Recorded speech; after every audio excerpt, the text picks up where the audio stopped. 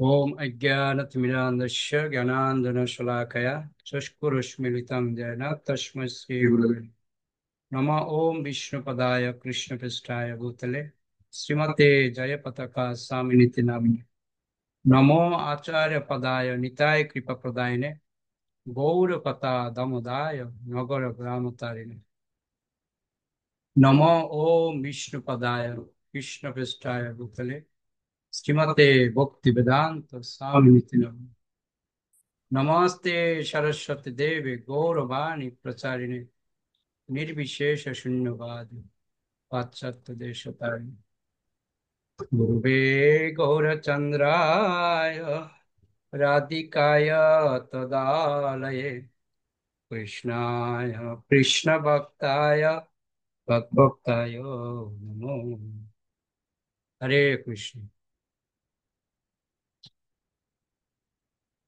তো গত ক্লাসে যে আমরা পড়িয়েছিলাম, কারো কাছে কিছু মনে আছে? কোনো পয়েন্ট মনে আছে কারো? ওকে, প্রাণনন্দিনী মাতাজি বলুন। হরে কৃষ্ণ প্রভু প্রণাম। প্রভু, গত ক্লাসে আপনি বলেছিলেন জীব এবং ভগবানের মধ্যে পার্থক্যর কথাগুলো। জীব আর ভগবান উভয়ই হচ্ছে নিত্য চেতন বস্তু এবং অবিনশ্বর। তা সত্ত্বেও তাদের মধ্যে পার্থক্য রয়েছে।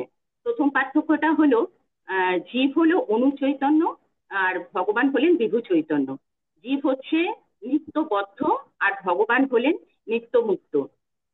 জীবের হচ্ছে এই জড়জগতে জড় প্রকৃতিতে অধঃপতিত হওয়ার প্রবণতা রয়েছে, কিন্তু ভগবানের সেটা নেই। আর ভগবান হলেন সর্বশক্তিমান। হ্যাঁ, যার জন্য তিনি জড় প্রকৃতি দ্বারা নিয়ন্ত্রিত হন না, কিন্তু ওকে ওকে আহ ওকে, অনেক ধন্যবাদ, খুব সুন্দর মনে রাখার জন্য। সদানন্দিনী মাতাজি। হরে কৃষ্ণ প্রভু প্রণাম। আপনি এক জায়গায় বলেছিলেন যে কেবলমাত্র বিনীতভাবে শ্রবণ করলেই হৃদয়ের অজ্ঞানজনিত সমস্ত দোষ খণ্ডন হয় এবং কৃষ্ণের অনুরাগ লাভ হয়, এবং আমাদের এটাই হচ্ছে শান্তি লাভের প্রকৃষ্ট পন্থা। হরে কৃষ্ণ। ওকে, চৈতালি মাতাজি। হরে কৃষ্ণ প্রভু প্রণাম।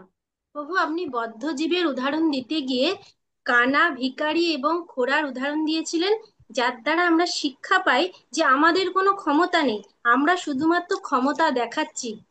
হরে কৃষ্ণ প্রভু প্রণাম।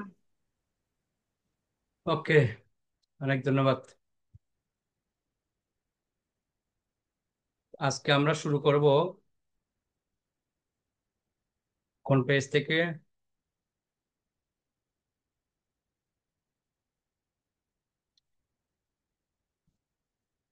এক মিনিট টাইম দেব, 1 মিনিটের পর আউট করে দেব।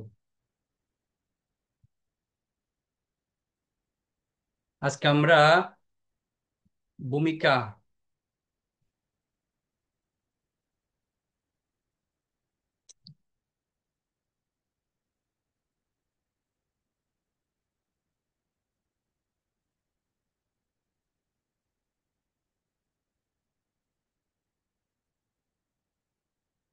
সারা সপ্তাহ মিলে একদিন মাত্র আপনারা ক্লাস করেন, ছাত্র ভিডিও সবগুলিকে বের করছে, দ্বারা আউট করে।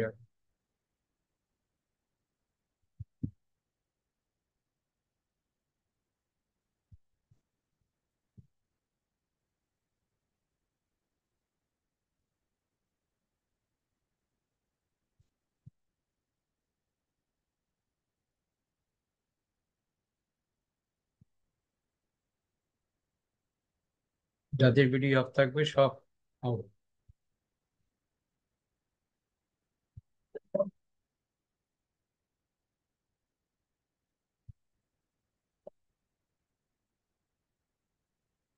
ওকে, গার্গী মাতাজি কিছু বলছেন? হরে কৃষ্ণ প্রভু প্রণাম। প্রভু, আগের সপ্তাহে একটা প্রশ্ন দিয়েছিলেন যে সূর্যচন্দ্রের উদাহরণ দিয়ে শ্লোকে কি বোঝানো হয়েছে। ওকে, কে বের করেছেন?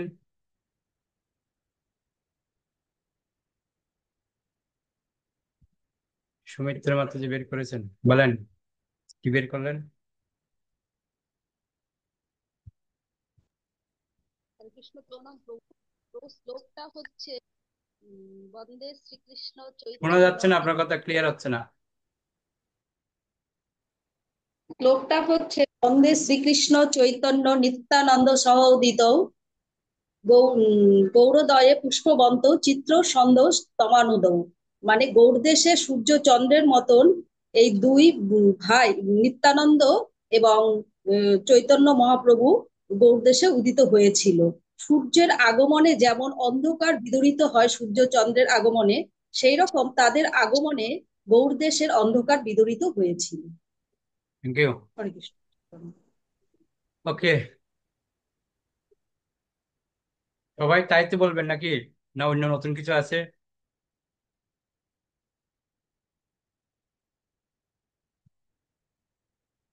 উজ্জ্বল বান্নপ্রভু। হরে কৃষ্ণ প্রভু প্রণাম। শ্লোক 88 আর 89 বললে হবে না প্রভু? হ্যাঁ হ্যাঁ, শ্লোক 88 আর 89। অত দূরে না। সূর্যচন্দ্র সূর্যচন্দ্র হরে যাইছে সব অন্ধকার, বস্তু প্রকাশিয়া করে ধর্মের প্রচার। এই মতো দুই না ভাই না না না জীবের না, আমাদের অধ্যায়ের মধ্যে পরপর যেতে হবে। 2 নম্বর শ্লোক। আমরা গত ক্লাসে পড়া দিয়েছিলাম 1 নম্বর শ্লোক, আর এইবার পড়া দিয়েছি 2 নম্বর শ্লোক। ওকে, আপনাদেরকে শিখিয়েছি কতবার, আর কতবার শিখাবো। মোবাইলটাকে সবসময় এরকম করে রাখবেন। ওকে,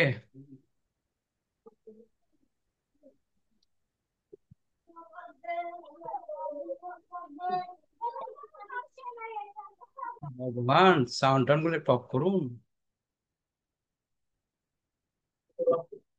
সবাই সজনে সজনে বের করুন।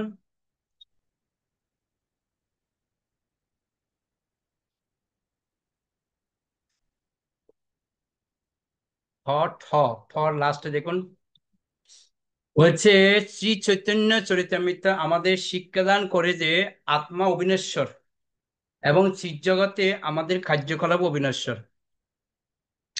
মায়াবাদীরা মনে করে যে পরম তত্ত্ব হচ্ছে নির্বিশেষ, নিরাকার। তারা তর্ক করে যে সিদ্ধ অবস্থা প্রাপ্তির পর মুক্ত আত্মার আর কথা বলার প্রয়োজন হয় না। কিন্তু বৈষ্ণব বা কৃষ্ণ ভক্তদের মতানুসারে যখন কেউ কেউ সেই উপলব্ধির স্তরে উন্নীত হয়, তখন যথার্থ কথা বলা শুরু হয়। তারা বলেন, পূর্বে আমরা যে সমস্ত কথা বলেছি সেই সবাই অর্থহীন ও অবান্তর। এখন আমরা প্রকৃত কথা বলতে শুরু করব। সেই কথা হচ্ছে কৃষ্ণ কথা। ওকে, তো কৃষ্ণ কথা, এতদিন আমরা যা কিছু বলেছি সেগুলি কি ছিল তাহলে? কি বলতে পারেন সেগুলি কি ছিল? এতদিন ধরে আমরা যা কিছু বলেছি, প্রাণানন্দিনী মাতাজি বলুন। হরে কৃষ্ণ প্রভু, সেগুলো হচ্ছে সব গ্রাম্য কথা। ভগবানের কথা বাদ দিয়ে যেগুলো হয় সেগুলো উম, উম, অবাঞ্ছিত কথাবার্তা। এখানে চৈতন্য চরিতামৃতে কি বলেছে সেটা বলুন। চৈতন্য চরিতামৃতে কি বলছে, কৃষ্ণ এখানে কথা। কি বলছে সেটা বলুন। উপলব্ধির চিন্ময় স্তরে যখন আমরা উপলব্ধি করব, মানে 3টে স্তরের মধ্যে ওই অপরাধ না না শুল্ক না, নামক, আমি এখনই তো পড়ালাম, 1 সেকেন্ড হয়নি এখনো পড়িয়েছি। ওই তো আপনারা কি যখন আমরা মানে উপলব্ধির শেষ পর্যায়ে যাব, তখনই আমরা মানে আসল কথা ওকে ওকে, বলতে হচ্ছে কৃষ্ণ কথা। ইন্দিরা জানকী মাতাজি।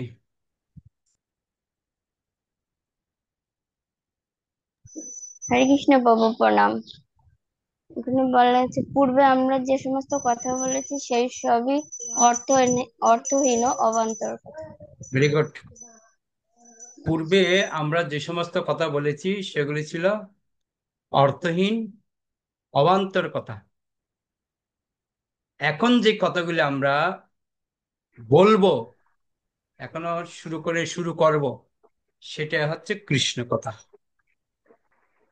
বা এটা প্রথম পরিচ্ছেদের 2 নম্বর শ্লোক। বুঝতে পারছি না, ওই জন্য জিজ্ঞাসা করছি।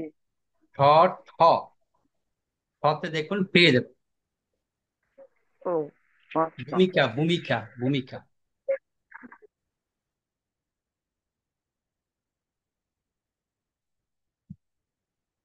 তো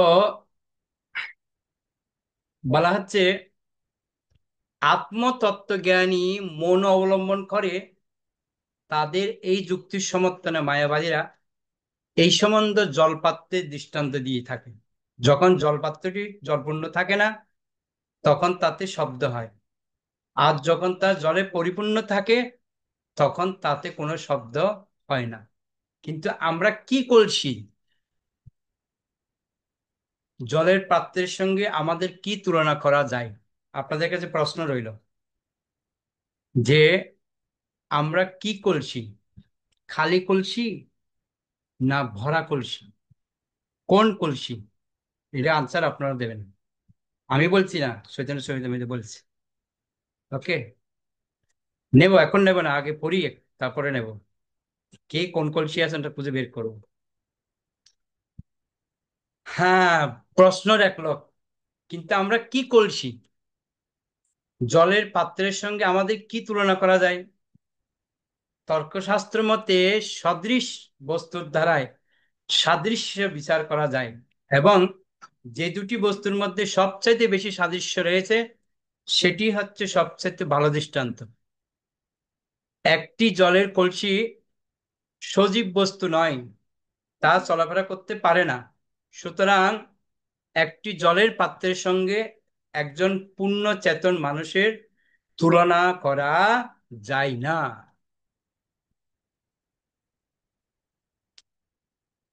বুঝতে পারছেন? তাই নীরব ধ্যান পদ্ধতি যথেষ্ট নয়। কেন? কারণ শ্রীকৃষ্ণ সম্বন্ধে আমাদের এত কিছু বলার আছে যে কেবলমাত্র 24 ঘন্টা সমন্বিত এক একটি দিন সেজন্য পর্যাপ্ত নয়। আহারে, কি বলছে কথাটা আমি তো নিজে বুঝতে পারছি না। আপনারা বুঝেছেন কিছু? এই হচ্ছে চৈতন্য চরিতামৃত। কি বুঝলেন? কেউ কিছু বুঝলেন লাইনটার অর্থ? কি বলছে? বলছে শ্রীকৃষ্ণ সম্বন্ধে আমাদের এত কিছু বলার আছে যে কেবলমাত্র 24 ঘন্টা সমন্বিত এক একটি দিন সেজন্য পর্যাপ্ত নয়। এই কথাটার অর্থ কি বুঝলেন? কেউ কি কিছু বুঝলেন?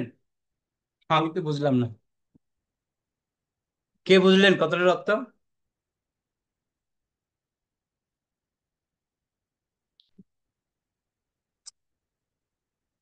আমাদের এখন প্রশ্ন হচ্ছে 24 ঘন্টা ভগবান আমাকে সময় দিয়েছে, এই 24 ঘন্টার মধ্যে আমি 1 ঘন্টা সময় খুঁজে পাচ্ছি না ক্লাস করার জন্য।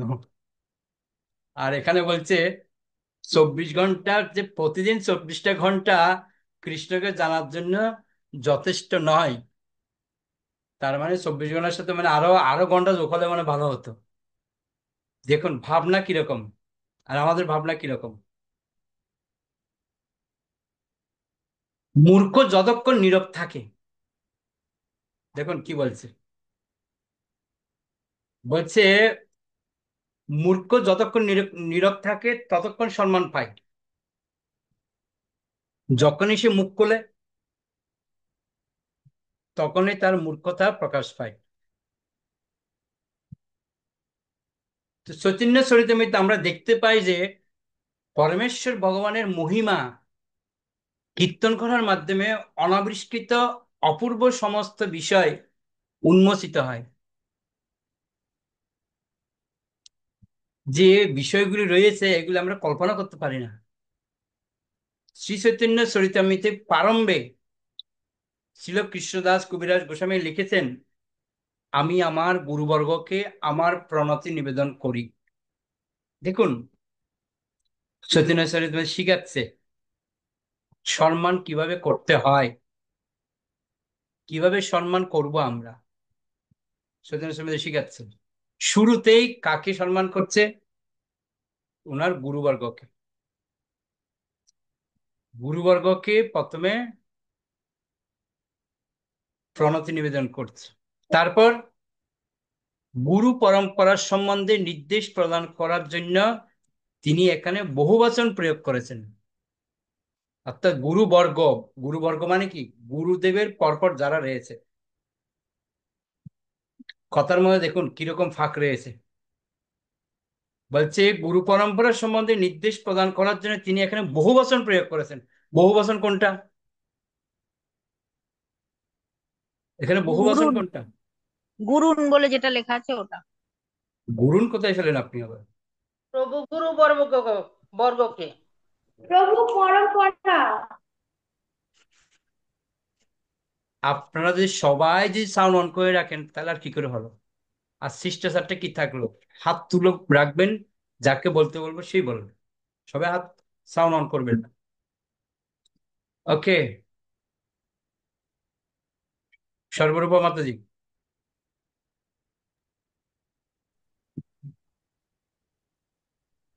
বলুন। হরে কৃষ্ণ প্রভু প্রণাম। প্রভু গুরু বর্গকে, গুরু বলতে একজন বোঝা যায়, আর গুরু বর্গকে মানে সব গুরু বর্গ আর কি, সবাইকে বোঝা যায়। গুরু পরম্পরা এমন নয় যে তিনি কেবল তার গুরুদেবকেই প্রণতি নিবেদন করেছেন, ভগবান শ্রীকৃষ্ণ থেকে শুরু করে সমগ্র গুরু পরম্পরাকেই তিনি প্রণতি নিবেদন করেছেন। এভাবেই পূর্বতন সমস্ত বৈষ্ণবগণকে সর্বোচ্চ সম্মান প্রদর্শন করার জন্য গ্রন্থকার গুরুদেবের বেলায় বহু বচন প্রয়োগ করেছেন। গুরু পরম্পরাকে প্রণতি নিবেদন করার পর গ্রন্থকার ভগবানের ভক্তদের, স্বয়ং ভগবানকে, তার অবতারগণকে, ভগবানের প্রকাশদেরকে এবং শ্রীকৃষ্ণের অন্তরঙ্গা স্বরূপ শক্তিকে প্রণতি নিবেদন করেছেন। বুঝতে পারলেন?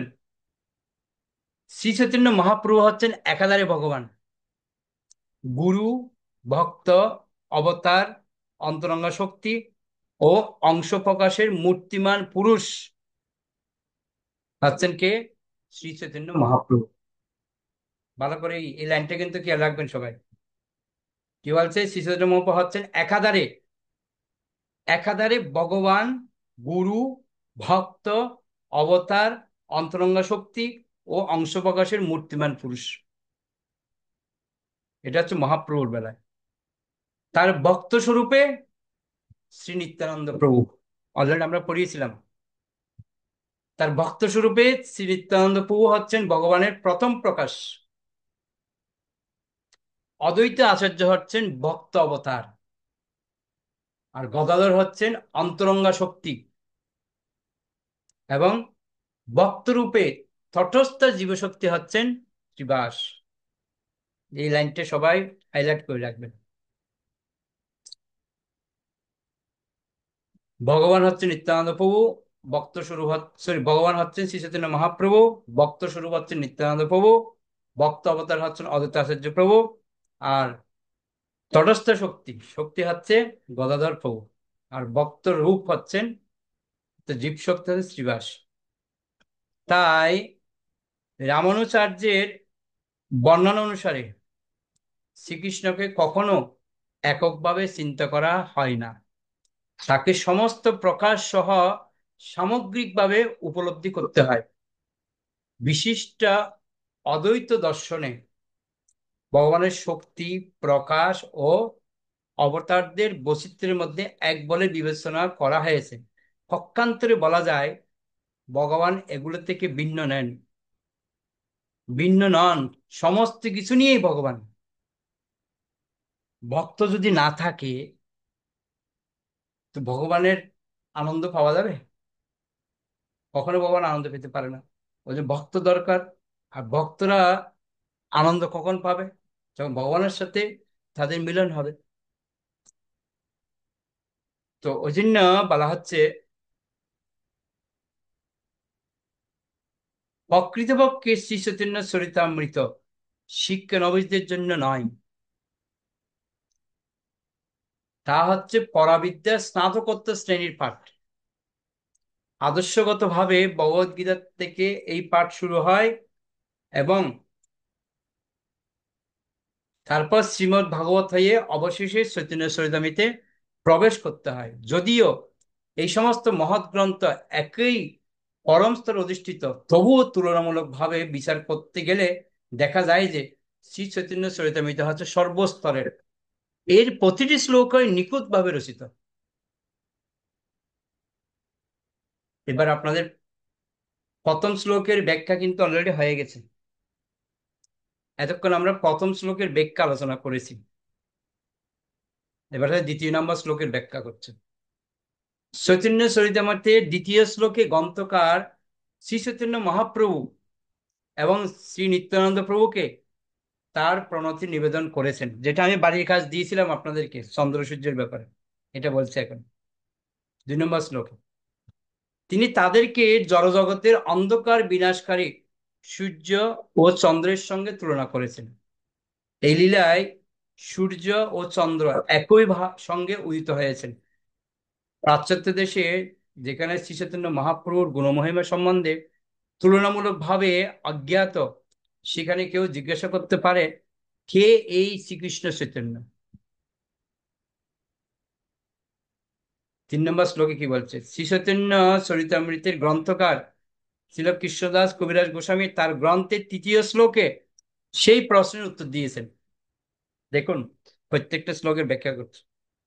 সাধারণত উপনিষদে সেই পরম তত্ত্বকে নির্বিশেষ রূপে বর্ণনা করা হয়েছে, কিন্তু ঈশোপনিষদে পরম তত্ত্বের সবিশেষ রূপের বর্ণনা করে বলা হয়েছে হিরণ্ময়েন পাত্রেণ সত্যস্যাপিহিতং মুখং তৎ পুষন্ন পাবিনু সত্য ধর্মায় দিষ্টয়ে। হে প্রভু, এই জীবের পালক আপনার প্রকৃত মুখারবিন্দ উজ্জ্বল জ্যোতির দ্বারা আবৃত হয়ে রয়েছে। দয়া করে সেই আবরণ উন্মোচন করে আমার শুদ্ধ ভক্তের কাছে নিজেকে প্রকাশ করুন। শ্রী ঈশোপনিষদ 15 নম্বর শ্লোক। নির্বিশেষবাদীদের ভগবানের দেহ নির্গত ব্রহ্মজ্যোতির ঊর্ধ্বে গমন করে তার সবিশেষ রূপ দর্শন করার ক্ষমতা নেই। ঈশোপনিষদ হচ্ছে পরমেশ্বর ভগবানের উদ্দেশ্যে স্তবগান। এই নয় যে নির্বিশেষ ব্রহ্মকে অস্বীকার করা হয়েছে, উপনিষদে নির্বিশেষ ব্রহ্মেরও বর্ণনা করা হয়েছে, তবে সেই ব্রহ্মকে শ্রীকৃষ্ণের অঙ্গজ্যোতি বলা হয়েছে। শ্রী চৈতন্য চরিতামৃতে আমরা জানতে পারি যে শ্রী চৈতন্য মহাপ্রভু হচ্ছেন শ্রীকৃষ্ণ স্বয়ং। পক্ষান্তরে বলা যায় শ্রীকৃষ্ণ চৈতন্য হচ্ছে নির্বিশেষ ব্রহ্মের উৎস, পরমাত্মা, যিনি সমস্ত জীবের হৃদয়ে এবং বিশ্বের প্রতিটি পরমাণুর মধ্যে বিরাজ করেন। তিনি শ্রীকৃষ্ণের আংশিক প্রকাশ, শ্রী চৈতন্যের আংশিক প্রকাশ। সুতরাং শ্রীকৃষ্ণ চৈতন্য যেহেতু ব্রহ্ম ও সর্বব্যাপ্ত পরমাত্মার উৎস, তাই তিনি হচ্ছেন পরম পুরুষোত্তম ভগবান। সেহেতু তিনি হচ্ছেন সমগ্র ঐশ্বর্য, বীর্য, যশ, শ্রী, জ্ঞান ও বৈরাগ্য সমন্বিত সর্বৈশ্বর্যপূর্ণ ভগবান। সংক্ষেপে আমাদের জানতে হবে যে তিনি হচ্ছেন শ্রীকৃষ্ণ পরমেশ্বর ভগবান, এবং তার সমান বা তার থেকে মহৎ কেউ নেই, তার থেকে মহৎ কোনো তত্ত্ব উপলব্ধি করার নেই। তিনি হচ্ছেন পুরুষোত্তম। শ্রী রূপ গোস্বামী ছিলেন শ্রী চৈতন্য মহাপ্রভুর একজন অন্তরঙ্গ ভক্ত। তাই পারমাত্মিক জীবনের প্রারম্ভে মহাপ্রভু তাকে ক্রমান্বয়ে 10 দিন ধরে শিক্ষাদান করেছেন। তিনি একটি সুন্দর শ্লোকে শ্রী চৈতন্য মহাপ্রভু সম্বন্ধে লিখেছেন। তার মানে আমরা এটাই সিদ্ধান্ত আসলাম যে মহাপ্রভুর যে প্রণাম মন্ত্র কে লিখেছেন? শ্রী রূপ গোস্বামী। তিনি কি বলছেন? নমো মহাবদান্যায় কৃষ্ণ প্রেম প্রদায়তে কৃষ্ণায় কৃষ্ণ চৈতন্য নামনে গৌরে তিসে নমঃ। আমি পরমেশ্বর ভগবান শ্রীকৃষ্ণ চৈতন্যের শ্রী চরণ কমলে প্রণতি নিবেদন করি, যিনি অন্য সমস্ত অবতার এমনকি স্বয়ং শ্রীকৃষ্ণ অপেক্ষা অধিকত উদার। কৃষ্ণ থেকে উদার হচ্ছে মহাপ্রভু, কেননা তিনি নির্বিচারে কৃষ্ণ প্রেম দান করেছেন। যা পূর্বে কেউ কখনো দান করেনি। তো এখানে আমরা কয়েকটা পয়েন্ট পেয়েছি। কি পয়েন্ট? ব্রহ্ম, পরমাত্মা, ভগবান, এই তিনটা পয়েন্ট আমরা পেয়েছি। তো তিনটা পয়েন্ট আমাদের জন্য ক্লিয়ার হওয়া উচিত। কি কি? ব্রহ্ম, পরমাত্মা, ভগবান। তো তিনটা উদাহরণ দেওয়া হচ্ছে, সূর্য রশ্মি, সূর্য মণ্ডল, আর হচ্ছে সূর্য গোলক। তো তিনটা কিন্তু একই জায়গা থেকে আসছে, কিন্তু বোঝার ক্ষেত্রে আমাদের একটু অসুবিধা। কিরকম? সূর্য রশ্মি, সূর্য মণ্ডল, সূর্য গোলক, যদিও বা প্রত্যেকেরই পৃথক পৃথক ভাগ রয়েছে, তার পৃথক পৃথক শক্তি রয়েছে, তো ঠিক সেরকম ব্রহ্ম, পরমাত্মা, ভগবান, তাদেরও ভাগ রয়েছে। যেমন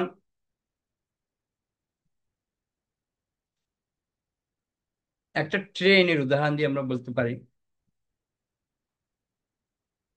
মনে করুন একটা ট্রেন গ্রামের মধ্যে প্রথম এসেছে।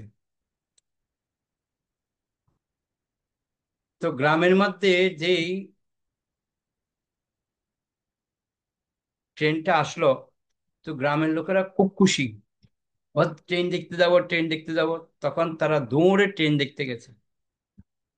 একদল দেখতে গেছে ট্রেন, তো দেখছে কি সুন্দর একটা আলো, ট্রেনের জ্যোতি, এ আলো দেখেই তারা সন্তুষ্ট হয়ে গেছে। তারা বলছে, ও, ট্রেন মানে হচ্ছে একটা আলো। তখন তারা গ্রামের মধ্যে এসে বলছে, হ্যাঁ আমরা ট্রেন দেখেছি। বলছে কিরকম? বলছে সূর্যের মতো বিশাল একটা আলো, লাইট। বলছে ট্রেন মানে হচ্ছে আলো। তো আরেকটা গ্রুপ বলছে ট্রেন মানে আলো, কতটা কেমন কেমন হয়ে গেল। তো বলছে ঠিক আছে, আমরা একটু গিয়ে দেখি। তা আরেক দল গিয়েছে, তারা দেখছে ট্রেন আসছে, খুব সুন্দর আলো। বলছে মিথ্যে তো নয়, কথা তো ঠিক আছে, ট্রেন মানে আলো। তো আর একটু দাঁড়ায়, যে দাঁড়িয়েছে দেখছে প্রত্যেকটা কামরা রয়েছে ট্রেনের মধ্যে। তো ওরা গ্রামের মধ্যে গিয়ে বলছে, আরে ট্রেন মানে শুধু আলো নয়, ট্রেন মানে ওর এক একটা বগিও রয়েছে, ঘর রয়েছে, কামরা রয়েছে। বা তাই? বলছে হ্যাঁ। তো আরেকজন বলছে আমরা তো একটু যাই দেখি। তো ওরা স্টেশন চলে গেছে, স্টেশনে গিয়ে দাঁড়ালো, দেখছে ট্রেন আসছে। বলছে বাহ, ট্রেনের তো লাইট আছে, দেখছি সত্যি তো জ্যোতি। বলছে হ্যাঁ ঠিক বলেছে এরা, এদের কথা মিথ্যে নয়। এবার ট্রেন যখন ঢুকে গেছে, তখন দেখছে বাহ, প্রত্যেকটা ঘর ঘর। বলছে কতটা মিথ্যা নয়, প্রত্যেকটা ট্রেনের মধ্যে কামরা আছে, অত বগি আছে, সেটা মিথ্যা নয়। এরা বলছে দেখি একটু উঠে তাহলে ওখানে কি হয়। যেই উঠেছে ট্রেনটা ছেড়ে দিয়েছে, আর চলছে। বলে বাহ, এই যে চড়া যায়, বসার জায়গা আছে, খুব ভালো, ধরার জায়গা আছে, এই যে নাড়াচ্ছে আমাকে। পরবর্তী স্টপেজে গিয়ে নামিয়ে দিয়েছে। বলছে বাবা, নেমে গেলাম, নাহলে কোথায় নিয়ে যেত। তখন ওরা বলছে ট্রেন মানে হচ্ছে আলো আছে, ঘরও আছে, আবার বসাও যায়, সরাও যায়, ট্রেনেও নিয়েও যায়। তখন ওরা গ্রামের মধ্যে গিয়ে বলছে, আরে ট্রেন মানে জানো না, ওরা যেটা ঠিক আছে ওদের করে মিথ্যে নেই, আলো বলেছে ওদেরটাও ঠিক আছে, যারা বগি বলেছে তাদেরটাও ঠিক আছে, কিন্তু আমরা আরেকটা স্পেশাল। ও কেন? বলে আমরা ট্রেনে বসলাম, চললাম, দেখলাম, না এক জায়গা থেকে আমাদেরকে আরেক জায়গায় নিয়ে গেছে। বলছো ও, তো এই তিনজনের মধ্যে যে দর্শন, কারটা শ্রেষ্ঠ ছিল? আশা করি যারা ট্রেনে চড়েছে তাদেরটা। তো ঠিক সেরকম ভগবানের থেকে অঙ্গজ্যোতি, যে ভগবানের অঙ্গজ্যোতিটাই হচ্ছে নির্বিশেষ ব্রহ্মরূপ, ব্রহ্ম। এটা হচ্ছে আলো, ট্রেনের আলোটা হচ্ছে ব্রহ্ম ভগবানের। আর পরমাত্মা হচ্ছে কি, প্রত্যেকটা বগিটাই হচ্ছে পরমাত্মা ভগবান। আর ভগবান মানে কি, যে বসছে চড়ছে, যে উপলব্ধি প্র্যাকটিক্যাল, সেটা হচ্ছে ভগবান। তো ব্রহ্ম পরমাত্মা ভগবান হচ্ছে, ব্রহ্ম হচ্ছে যারা নির্বিশেষবাদী রয়েছে, তারা বলে ভগবান নিরাকার। কেন নিরাকার বলে? তো ট্রেনের তো আলোর জন্য ট্রেনটা দেখতেই পায়নি তারা, ওই জন্য তাদের কাছে ট্রেন বলে কিছু নেই, ট্রেন মানে কি, আলো। তো একজনই ব্যক্তি বলে ভগবান হচ্ছে নির্বিশেষ রূপ, ভগবানের কোনো আকার নেই, ভগবান হচ্ছে নিরাকার। কিন্তু প্রশ্ন হচ্ছে, ভগবান নিরাকার নয়, ভগবান সাকার এবং নিরাকার। কাদের জন্য নিরাকার? যারা দেখতে পায় না তাদের জন্য নিরাকার। কিরকম? যে যারা ট্রেন দেখতে গেছিল তারা কিন্তু ট্রেন দেখেনি, আলো দেখেছে। ওই যে তারা বলছে ট্রেন বলে কিছু নেই, ট্রেন মানে হচ্ছে শুধু আলোটাই। কিন্তু উপলব্ধি করার বিষয়টা আলাদা।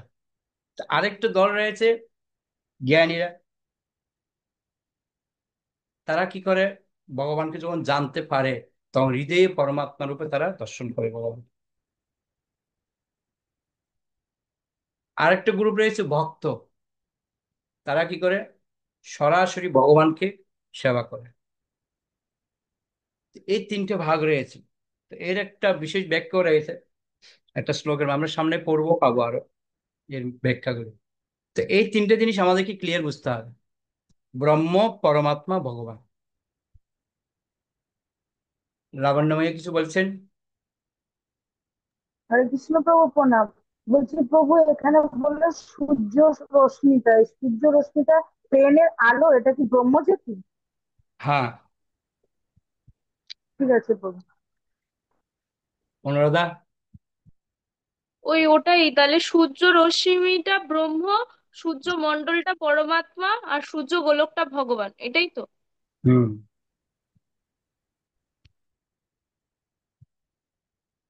আর আরেকটা বিষয়, ওই মহাপ্রভুর প্রণাম মন্ত্রটা নরোত্তম দাস ঠাকুর লিখেছেন তো? ওহ ভগবান, কি বললাম আমরা এখন? ওটা কে লিখেছে? রূপ গোস্বামী। রূপ রূপ। গোস্বামী। ওকে ওকে, থ্যাংক ইউ। এখানে লেখাই আছে, ছিল রূপ গোস্বামী ছিলেন শ্রী চৈতন্য মহাপ্রভুর একজন অন্তরঙ্গ ভক্ত। তার পারমাত্মিক জীবনে প্রারম্ভে মহাপ্রভু তাকে ক্রমান্বয়ে 10 দিন ধরে শিক্ষাদান করেছিলেন। তিনি একটি সুন্দর শ্লোকে শ্রী চৈতন্য মহাপ্রভু সম্বন্ধে লিখেছেন, তিনিটাকে ছিল রূপ গোস্বামী। নমো মহাপদন্যায় কৃষ্ণ প্রেম পদায়তে কৃষ্ণয়া কৃষ্ণ চৈতন্য নামনে গৌরতিষে নমঃ। তিনি মহাপ্রভুকে প্রণাম করেছেন এই শ্লোকের মাধ্যমে।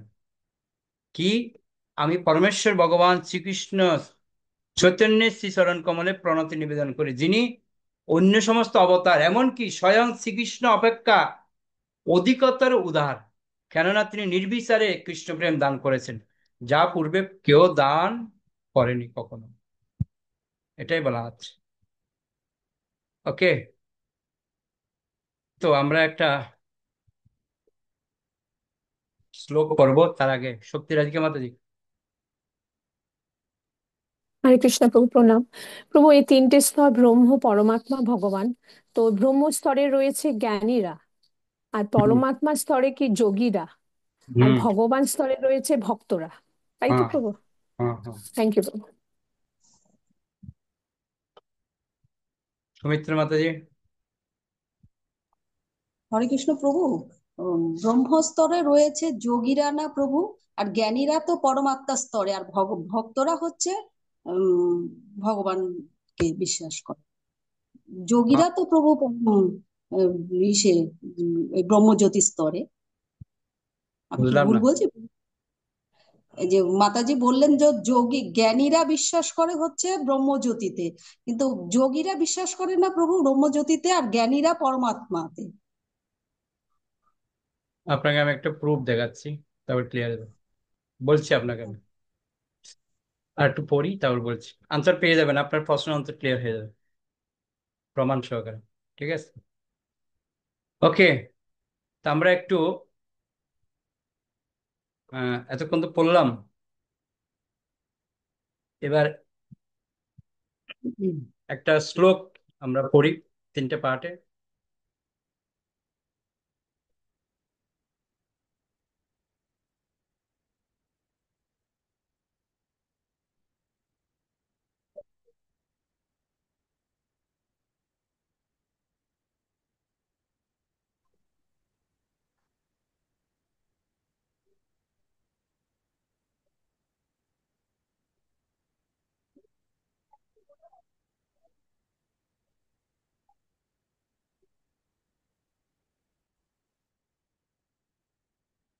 গার্গী মাতাজি।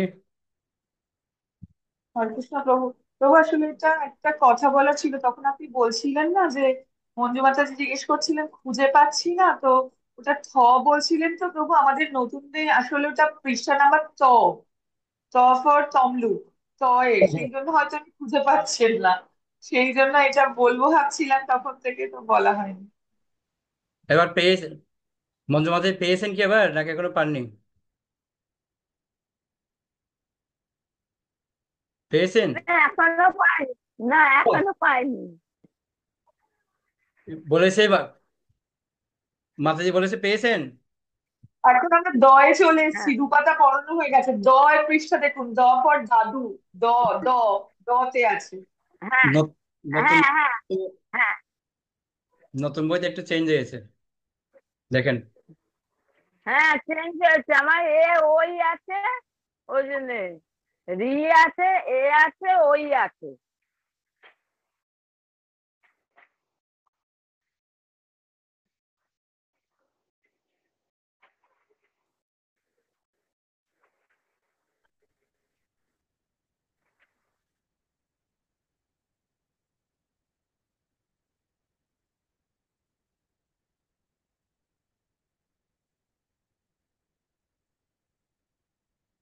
সবাই আমার সাথে পড়বেন।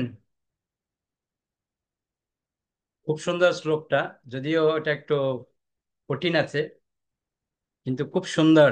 যে মহাপ্রভুর গুণমহিমা ব্যাখ্যা করছে, চৈতন্য চরিতামৃতের যে অমৃত কিভাবে প্রবাহিত হয় সেটা ব্যাখ্যা করছে। আমি বলবো, তারপর আপনারা বলবেন। কৃষ্ণ কীর্তন গান নর্তন কলাপাত জনি ব্রাজিতা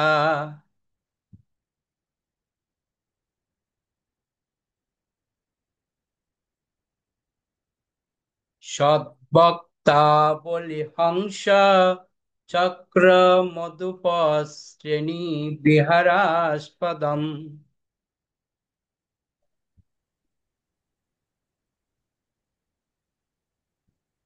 কর্ণানন্দী কলদুনির্বহত মে জিহ্বা মরু প্রাঙ্গণে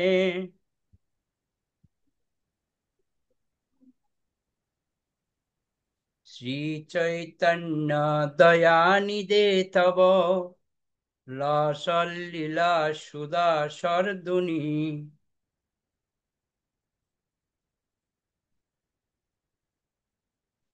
অনুবাদ কি বলছে দেখুন।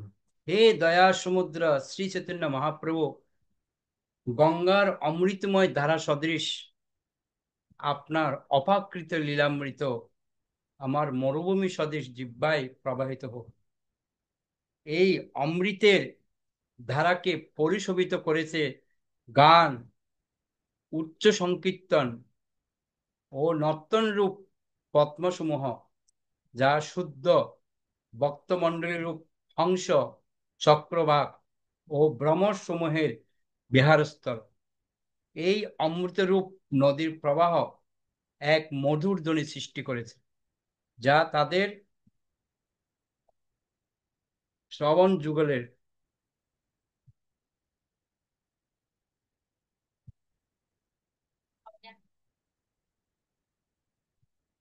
শ্রবণ যুগলের পক্ষে পরম আনন্দদায়ক।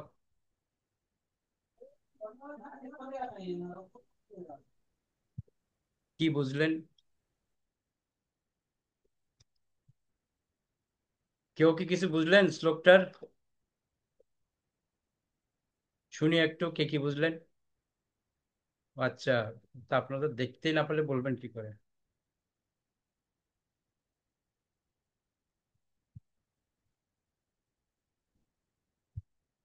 দেখতে পাচ্ছেন?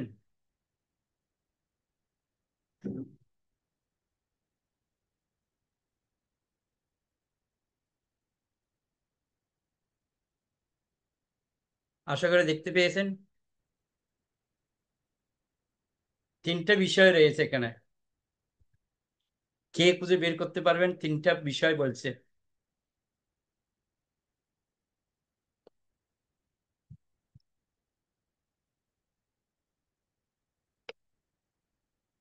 শ্লোকটা সবাই দেখেছেন, অনুবাদটা দেখেছেন সবাই? সৌমিত্রা মাতাজি বলেন। হরে তিনটে কৃষ্ণ প্রভু, বিষয় বলছে। তিনটে বিষয় ছিল। একটা হচ্ছে গান, ভগবানের গান গুনগুন করে করা, উচ্চ সংকীর্তন আর নৃত্য। এই তিনটে বিষয় উম, মানে ভগবানের ধারাকে প্রবাহিত করে আমাদের মরুভূমির মতো জিহবায় অমৃত সুধাময় জলধারার মতো প্রবাহিত হওয়ার কথা বলা হয়েছে প্রভু। আরো তিনটে জিনিস আছে। দেখতে পাইনি প্রভু, তাড়াতাড়ি চলে গেছে। কে দেখতে পেলেন আরো তিনটে জিনিস?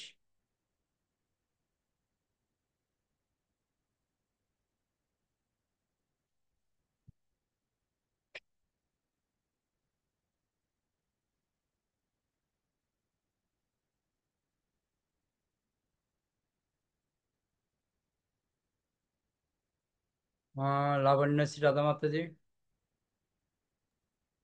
প্রভু উনি দয়ার সাগর এটা দেখালো। আর হলো যে জিহ্বায় যে মরুভূমি, আমাদের জিহ্বাটা যে ওনার নাম মরুভূমি হয়ে গেছে, ওনার নাম সংকীর্তন করলো। আর আরেকটা দেখালো যে উনি হলো দয়ার সাগর।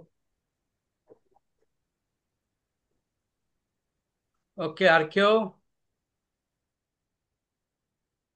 বন্যা মাতাজি। হ্যাঁ, হরে কৃষ্ণ প্রভু প্রণাম। বলছি এখানে আছে ভক্ত মন্ডলেরও হংস, চক্রবাক আর ভ্রমর সমূহের বিহারস্থল। গুড, এইটা সুন্দর। ব্যাখ্যা একটু করবেন তিনটা কি?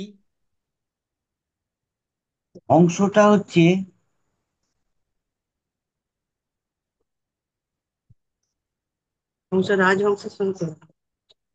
হংস মানে হাঁস, বাংলা কথায়। হ্যাঁ হ্যাঁ। আর তারপর? চক্রবাক মানে ওটা বক হয়তো নাকি, আর ভ্রমর মানে মৌমাছি। গুড। তো এই তিনটা উদাহরণ দিয়ে কি বুঝিয়েছেন মহাপ্রভু, কে বলতে পারেন? এই তিনটার উদাহরণ, এই যে আমি একটা কথা বলছিলাম না, প্রত্যেকটা শ্লোকের মধ্যে মহাপ্রভুর যে ভাবধারা প্রত্যেকটা শ্লোকের মধ্যে কিন্তু ফুটিয়ে তুলেছে। কিন্তু আপনাদেরকে এটা ভালো করে বুঝতে হবে, ভালো করে দেখতে হবে। এই যে তিনটে পয়েন্ট রয়েছে এখানে, যে তিনটে পয়েন্টের কথা বলেছে আমাদের কবির মালিক প্রভু, একটা হচ্ছে হংস, একটা চক্রভাগ, একটা হচ্ছে ভ্রমর। এইগুলি তিনটার মধ্যে বিহারস্থল।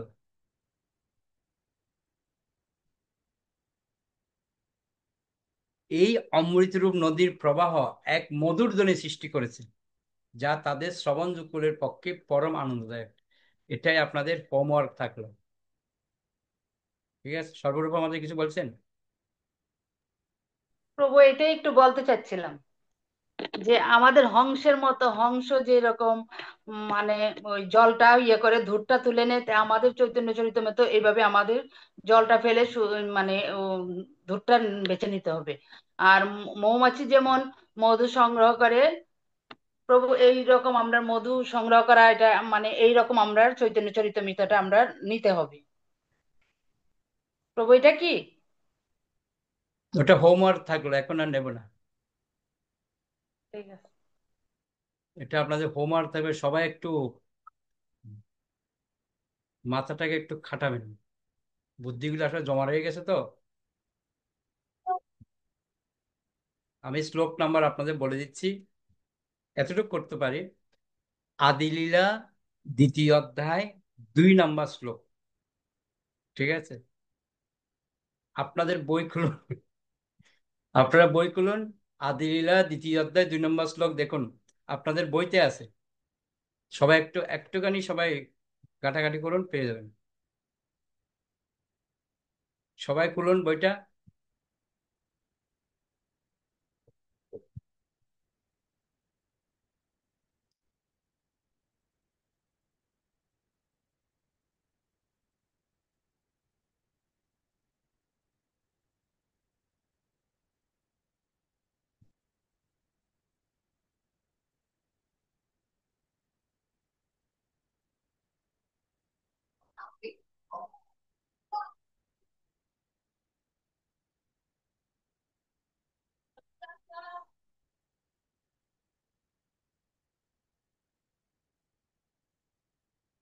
আশা করি পেয়ে গেছেন।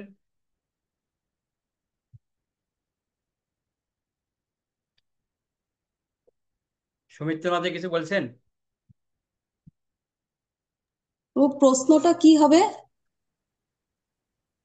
এই যে 3টা পয়েন্ট রয়েছে না, তিনটা তিনটা করে যে পয়েন্ট, এই পয়েন্টগুলির অর্থগুলি খুঁজে বের করতে কি বোঝাতে চাইছে এই 3টা দিয়ে আমাদেরকে। একটা হাঁস, একটা বক আর আরেকটা মৌমাছি, তাই তো? আমি যাই না, এটা খুঁজে বের করতে হবে, এটা হচ্ছে কাজ। এবার কিভাবে খুঁজে বের করবেন সেটা আপনাদের কাছে। ওকে, ক্লিয়ার? তাহলে এবার এগোবো।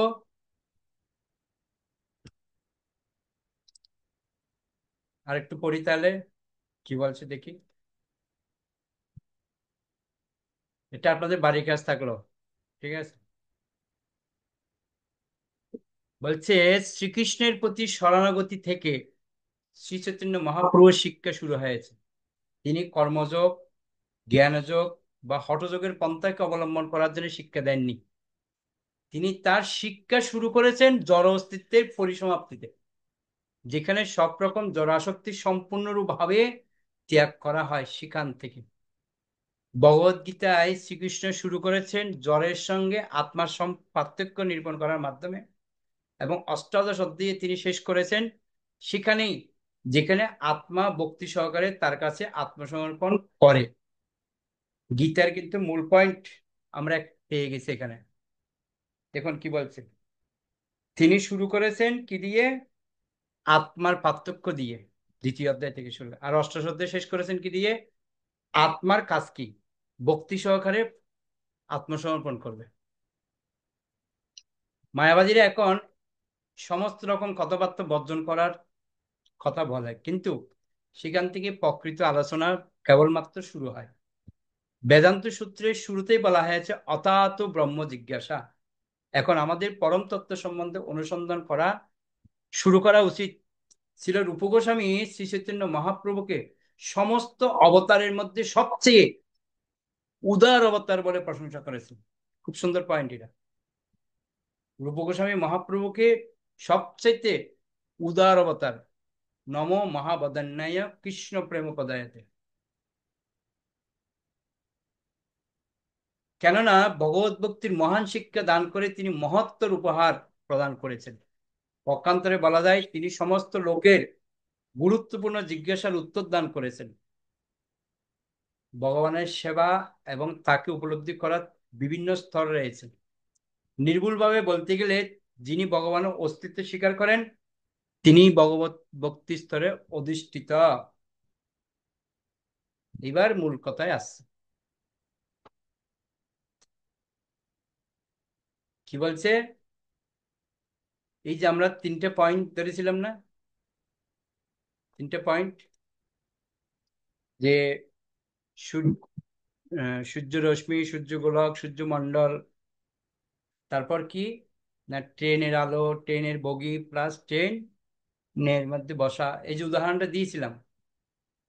এখন এই পয়েন্টটা আসছে, এই 3টে যে আমরা দেখলাম, এই 3টার মধ্যে শ্রেষ্ঠ কোনটা?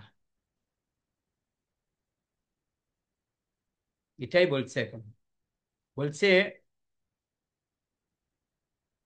নির্ভুল ভাবে বলতে গেলে যিনি ভগবানের অস্তিত্ব স্বীকার করেন তিনি ভগবত ভক্তি স্তর অধিষ্ঠাতা। যেই ব্যক্তিটা ট্রেনের মধ্যে উঠে চড়ে বসে উপলব্ধি করেছেন তিনি হচ্ছেন শ্রেষ্ঠ। ওকে,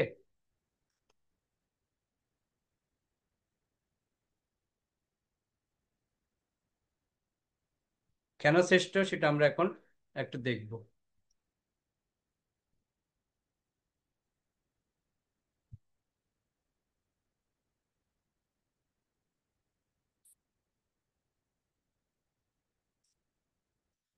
দেখুন 3টে স্তর এখানে।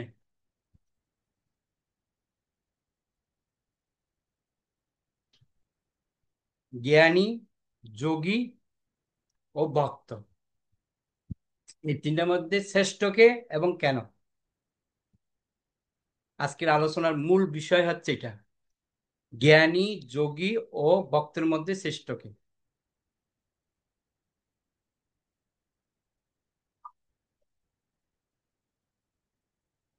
জ্ঞানী, যোগী এবং ভক্ত। দেখুন,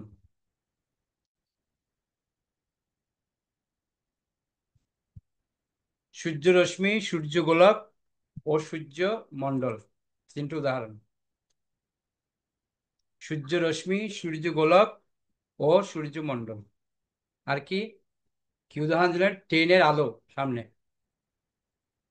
ট্রেনের লাইট, ট্রেনের কামরা এবং ট্রেনের কামরা ভিতর। ট্রেনের লাইট, ট্রেনের কামরা আর ট্রেনের কামরার ভিতর, তিনটা পার্ট। ক্লিয়ার সবার?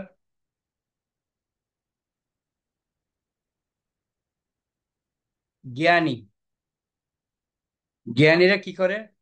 ভগবানের অব্যক্ত নিরাকার রূপকে উপলব্ধি করতে পারে। জ্ঞানীরা নিরাকার ব্রহ্মের উপাসনা করে।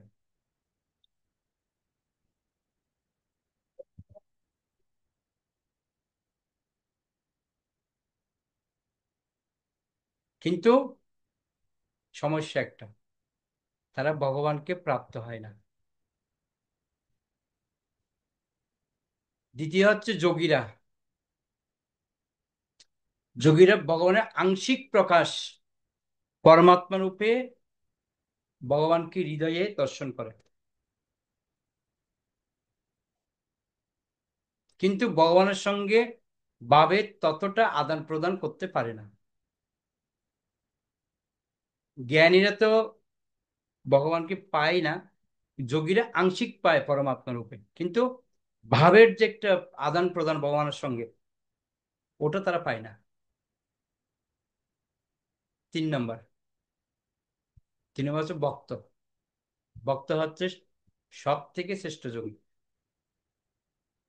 ঠিক যেরকম আমরা দেখতে পাচ্ছি ধ্রুব মহারাজ।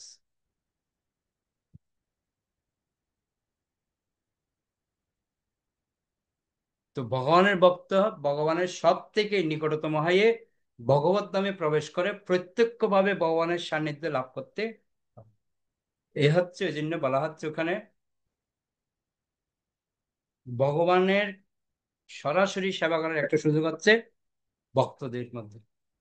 ওকে, ভগবানকে সামনে রেখে কীর্তন করা, ভগবানের সেবা করা, রান্না করা, ভোগ লাগানো, আরতি করা, এই যে ভক্তের সাথে ভগবানের যে একটা সম্পর্ক পুনরায়, সেটা আমরা দেখতে পাই। ওই জন্য ভগবানের প্রেমময়ী ভক্তিমূলক সেবায় নিজেকে নিযুক্ত করতে পারে, তাই ভক্ত ভগবানের অত্যন্ত প্রিয়।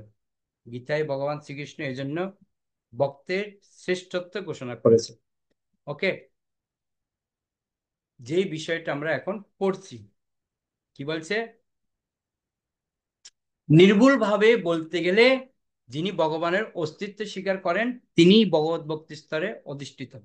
আচ্ছা, আমি যে পড়ছি আপনারা দেখতে পাচ্ছেন তো, মানে বুঝে পেয়েছেন তো বইতে? সবাই খুঁজে পেয়েছেন আশা করি, এমন কেউ আছেন খুঁজে পাননি?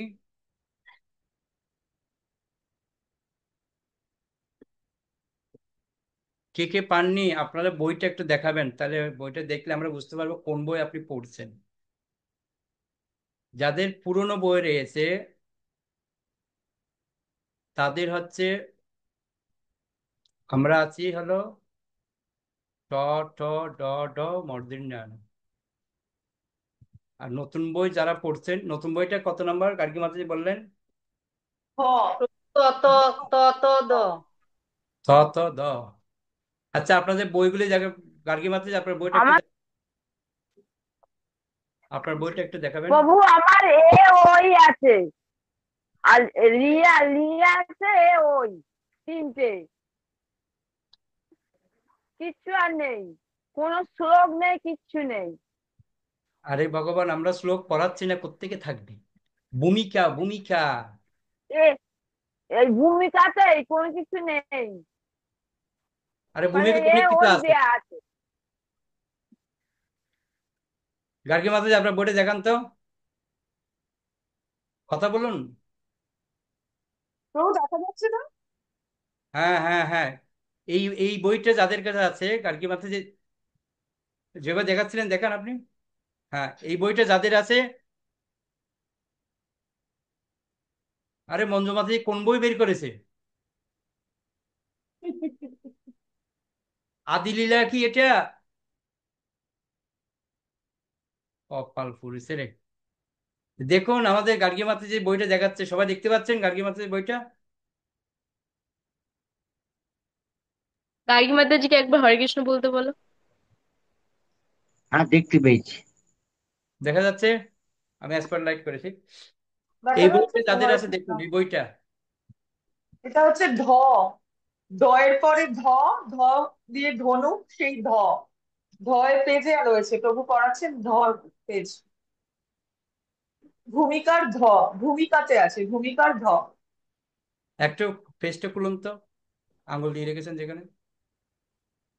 হ্যাঁ, ঠিক আছে, সবাই ক্লিয়ার? ভগবান, আমি কোন জগতে বাস করছি, কাদের নিয়ে বাস করছি? আমাকে তো বলবেন না প্রভু, আমরা দেখতে পাচ্ছি না কোন বইতে পড়াচ্ছে। ক্লিয়ার? সবাই বই পেয়ে গেছেন এবারে? মঞ্জু মাঝে যে অন্তলীলা নিয়ে খুঁজছে, কি করে পাবে আদিলীলা বের না করে? ওকে,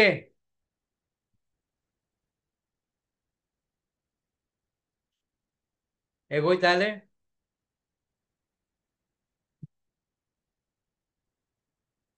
তো যেটা বলছিলাম, ভগবান মহান, এই তত্ত্বটি স্বীকার করা ভালো, কিন্তু ভগবত উপলব্ধির জন্য সেটি যথেষ্ট নয়। শ্রী চৈতন্য মহাপ্রভু একজন আচার্য রূপে, একজন মহান শিক্ষক রূপে শিক্ষাদান করেছেন যে আমরা ভগবানের সঙ্গে এক বিশেষ সম্পর্কে সম্পর্কিত হতে পারি এবং ভগবানের বন্ধু, পিতামাতা অথবা প্রেমিকা হতে পারে। ভগবদ গীতায় বর্ণনা করা হয়েছে অর্জুন শ্রীকৃষ্ণের অন্তরঙ্গ সখা ছিলেন বলে শ্রীকৃষ্ণ তাকে তার বিশ্বরূপ দর্শন করিয়েছিলেন। কিন্তু শ্রীকৃষ্ণকে সমস্ত ব্রহ্মাণ্ডের অদৃশ্য রূপে দর্শন করে তিনি যে শ্রীকৃষ্ণের প্রতি বন্ধুর মতো আচরণ করেছিলেন, সেজন্য অর্জুন বারবার তার কাছে ক্ষমা প্রার্থনা করেছিলেন। কিন্তু মহাপ্রভু আরো উচ্চতর তত্ত্ব প্রদান করেছেন। শ্রী চৈতন্য মহাপ্রভু শিক্ষার মাধ্যমে আমরা শ্রীকৃষ্ণের অবাকৃত সত্য লাভ করতে পারি এবং তা লাভ হয় অন্তহীন ভাবে। এই সখ্য সম্ভ্রম মিশ্রিত সখ্য নয়, তা হচ্ছে বিধিনিষেধের বন্ধনের অতীত স্বতঃস্ফূর্ত অনুরাগের সখ্য। আমরা ভগবানের সঙ্গে তার পিতা অথবা মাতারূপে সম্পর্ক যুক্ত হতে পারি। এটি কেবল শ্রী চৈতন্য চরিতামৃতেই নয়, শ্রীমদ্ ভাগবতেরও দর্শন। পৃথিবীতে এমন আর কোনো শাস্ত্র নেই যেখানে ভক্ত ভগবানের সঙ্গে পুত্র রূপে আচরণ করেন। সাধারণত ভগবানকে সর্বশক্তিমান পিতারূপে দর্শন করা হয়, যিনি তার সন্তানদের সমস্ত দাবি পূরণ করেন। সাধারণত মহান ভক্তরাই তাদের ভগবত ভক্তি সম্পাদনকালে কখনো কখনো ভগবানের সঙ্গে পুত্র রূপে আচরণ করেন। তখন পুত্ররূপী ভগবানও হয়তো কোনো কিছুর জন্য আবদার করেন, আর পিতা অথবা মাতারূপী ভক্ত তার সেই আবদার পূরণ করেন। আমরা দেখতে পাই না, মা যশোদার কাছে কৃষ্ণ কত আবদার করছে, মা যশোদা সেটা পূর্ণ করছে। হ্যাঁ, নন্দ বাবার কাছে কত কিছু আবদার করছে, সেটা পূর্ণ করছে। আবার ওনারা যেটা বলছে সেটা আবার কৃষ্ণ শুনছে। যেন আমরা দেখতে পাই নন্দ মহারাজ বলছে আমার জুতোটা নিয়ে আসো, কৃষ্ণ একদম মাথায় করে জুতোটা এনে দিচ্ছে। তো এই যে এর মধ্যে একটা প্রেম রয়েছে, মাতা পিতার সম্পর্ক। তো এখানে ভগবান কখনো ভক্তের আবদার পূরণ করছেন, ভগবান কখনো ভক্তের আবদার, ভক্ত কখনো ভগবানের আবদার পূরণ করছেন। এবং এভাবে শ্রীকৃষ্ণকে সেবা করার মাধ্যমে ভক্ত ভগবানের পিতা অথবা মাতা হতে পারেন। তখন ভগবানের কাছ থেকে গ্রহণ করার পরিবর্তে তিনি ভগবানকে দান করেন। বুঝতে পারছেন? ভগবানের সঙ্গে ভক্তের এই সম্পর্কের একটি দৃষ্টান্ত হচ্ছে মা যশোদা, যিনি শ্রীকৃষ্ণকে বলছেন তুমি ভালো করে খাও, তা না হলে তুমি বাঁচবে না।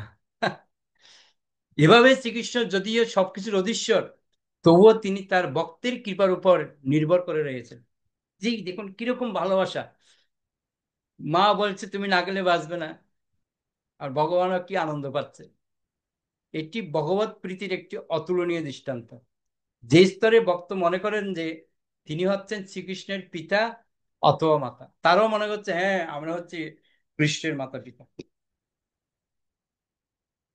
যাই হোক, শ্রী চৈতন্য মহাপ্রভুর মহত্তর দান হচ্ছে ভগবান শ্রীকৃষ্ণকে প্রেমিক রূপে লাভ করার অনুপম শিক্ষা। সর্বোত্তম শিক্ষা দিয়েছে যে কৃষ্ণকে প্রেমিক রূপে লাভ করা। এই স্তরে ভগবান তার ভক্তের প্রেমে এত অভিভূত হয়ে পড়েন যে তিনি তাদের সেই ভালোবাসার প্রতিদান দিতে অক্ষমতা প্রকাশ করেন। শ্রীকৃষ্ণ ব্রজগোপিকাদের প্রতি এমনই কৃতজ্ঞ হয়ে পড়েছিলেন যে তিনি তাদের সেই প্রেমের প্রতিদান দিতে অক্ষম হয়ে বলেছিলেন, আমি তোমাদের ভালোবাসার প্রতিদানে কিছুই দিতে পারিনি, তোমাদের দেওয়ার মতো আমার কিছুই নেই। ভগবত ভক্তি এইরকম অপূর্ব মাধুর্যমণ্ডিত স্তর একমাত্র শ্রী চৈতন্য মহাপ্রভু দান করে গিয়েছেন। পূর্বে অন্য কোনো অবতার অথবা আচার্য এই অমূল্য বস্তুটি দান করেনি। তাই রূপ গোস্বামীর উদ্ধৃতি দিয়ে, এই রূপ গোস্বামীর কথা, ওই যে আমরা প্রথমে যে আলোচনা করলাম রূপ গোস্বামীর, ওই কথাটাকে টেনে নিয়ে আসছেন কে? ছিল কৃষ্ণদাস কবিরাজ গোস্বামী। তার গ্রন্থের চতুর্থ শ্লোকে বলছেন, আমরা তিনটা শ্লোক আলোচনা করেছি অলরেডি। 4 নম্বর শ্লোকে কি বলছে? শ্রী চৈতন্য মহাপ্রভু হচ্ছেন স্বয়ং শ্রীকৃষ্ণ, যিনি পীতবর্ণ ধারণ করে শচীমাতার তনয় রূপ আবির্ভূত হয়েছেন। তিনি হচ্ছেন মহান দাতা, কেননা সকলকে শুদ্ধ কৃষ্ণ প্রেম দান করবার জন্য তিনি অবতীর্ণ হয়েছেন। আপনারা সর্বদাই শ্রী চৈতন্য মহাপ্রভুকে আপনাদের হৃদয়ে ধারণ করুন, তার মাধ্যমে শ্রীকৃষ্ণকে জানা সহজ হবে। তো দেখুন, প্রেমের যে বিষয়, মহাপ্রভুর যেই প্রেম, মহাপ্রভু যে প্রেম যে লাভ করেছেন, সেই প্রেমের মধ্যে যে একটা আহ ভগবানের সাথে ভক্তের যে একটা মাধুর্য প্রেম আস্বাদন, সেটা মহাপ্রভু আমাদেরকে দেখাচ্ছেন কিভাবে মহাপ্রভু ভগবানের সাথে তার প্রেমের আদান প্রদান করেছেন। ওকে, উজ্জ্বল বর্ণ প্রভু। হরে কৃষ্ণ প্রভু প্রণাম। এই ধ পৃষ্ঠার প্রথমে যে নির্ভুল ভাবে বলতে গেলে তিনি যিনি ভগবানের অস্তিত্ব স্বীকার করেন, এই নির্ভুল ভাবে মানে শব্দটার অর্থ কি হয়? এটাই তো নিয়ে আলোচনা করলাম। বলছে ভগবানের সেবার বিভিন্ন স্তর রয়েছে, তাকে উপলব্ধি করারও বিভিন্ন স্তর রয়েছে। যে আমরা তিনটা স্তর দেখালাম না, জ্ঞানী, যোগী, ভক্ত।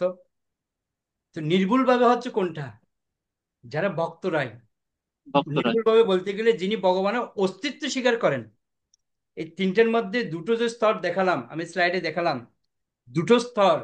একটা স্তর হচ্ছে যারা মানে ভগবানকে উপলব্ধি করতে পারে না, জাস্ট তারা ভগবানকে ভালোবাসে, ঠিক উপলব্ধি হয় না।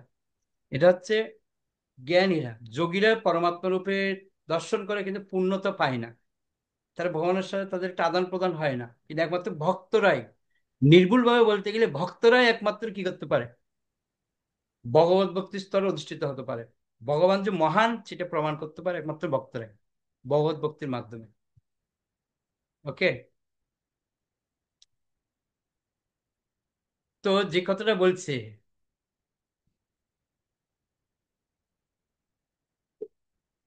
যে ভগবানের সাথে যে প্রেম, ভক্ত আর ভগবানের প্রেমের যে একটা আহ মাধুর্যতা রয়েছে, সেটা আমরা দেখতে পাই যে ভগবানের আর ভক্তের প্রেমটা কিরকম হয়।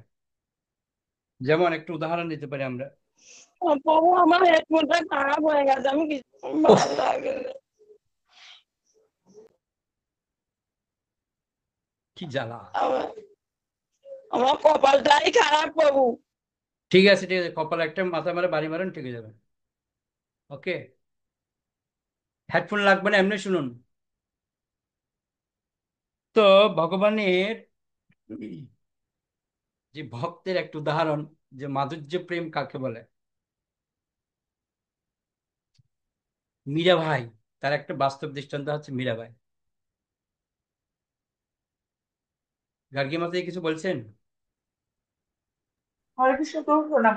প্রভু তাহলে এই যে পিতা মাতা রূপে বা পুত্র রূপে যেটা, সেটা তো শ্রীকৃষ্ণ চৈতন্য মহাপ্রভু শিক্ষা নয়, তিনি প্রেমিক রূপেই শিক্ষাটা দিয়েছেন ব্রজগোপিকাদের মতো, তাই তো প্রভু? হুম। মানে এখান থেকে এটা বুঝলাম কি? হ্যাঁ, হ্যাঁ, মহাপ্রভু তো এটাই শিক্ষা, সর্বোচ্চ স্তর। তো আমরা দেখতে পাই মীরাবাই তার পূর্বজন্মে কে ছিলেন? মাধবী। তো মাধবীর মা একটা কট্টরপন্থী ছিল। তো বৃন্দাবনেই তারা থাকতেন, কিন্তু মাধবীর মা একটু কট্টরপন্থী।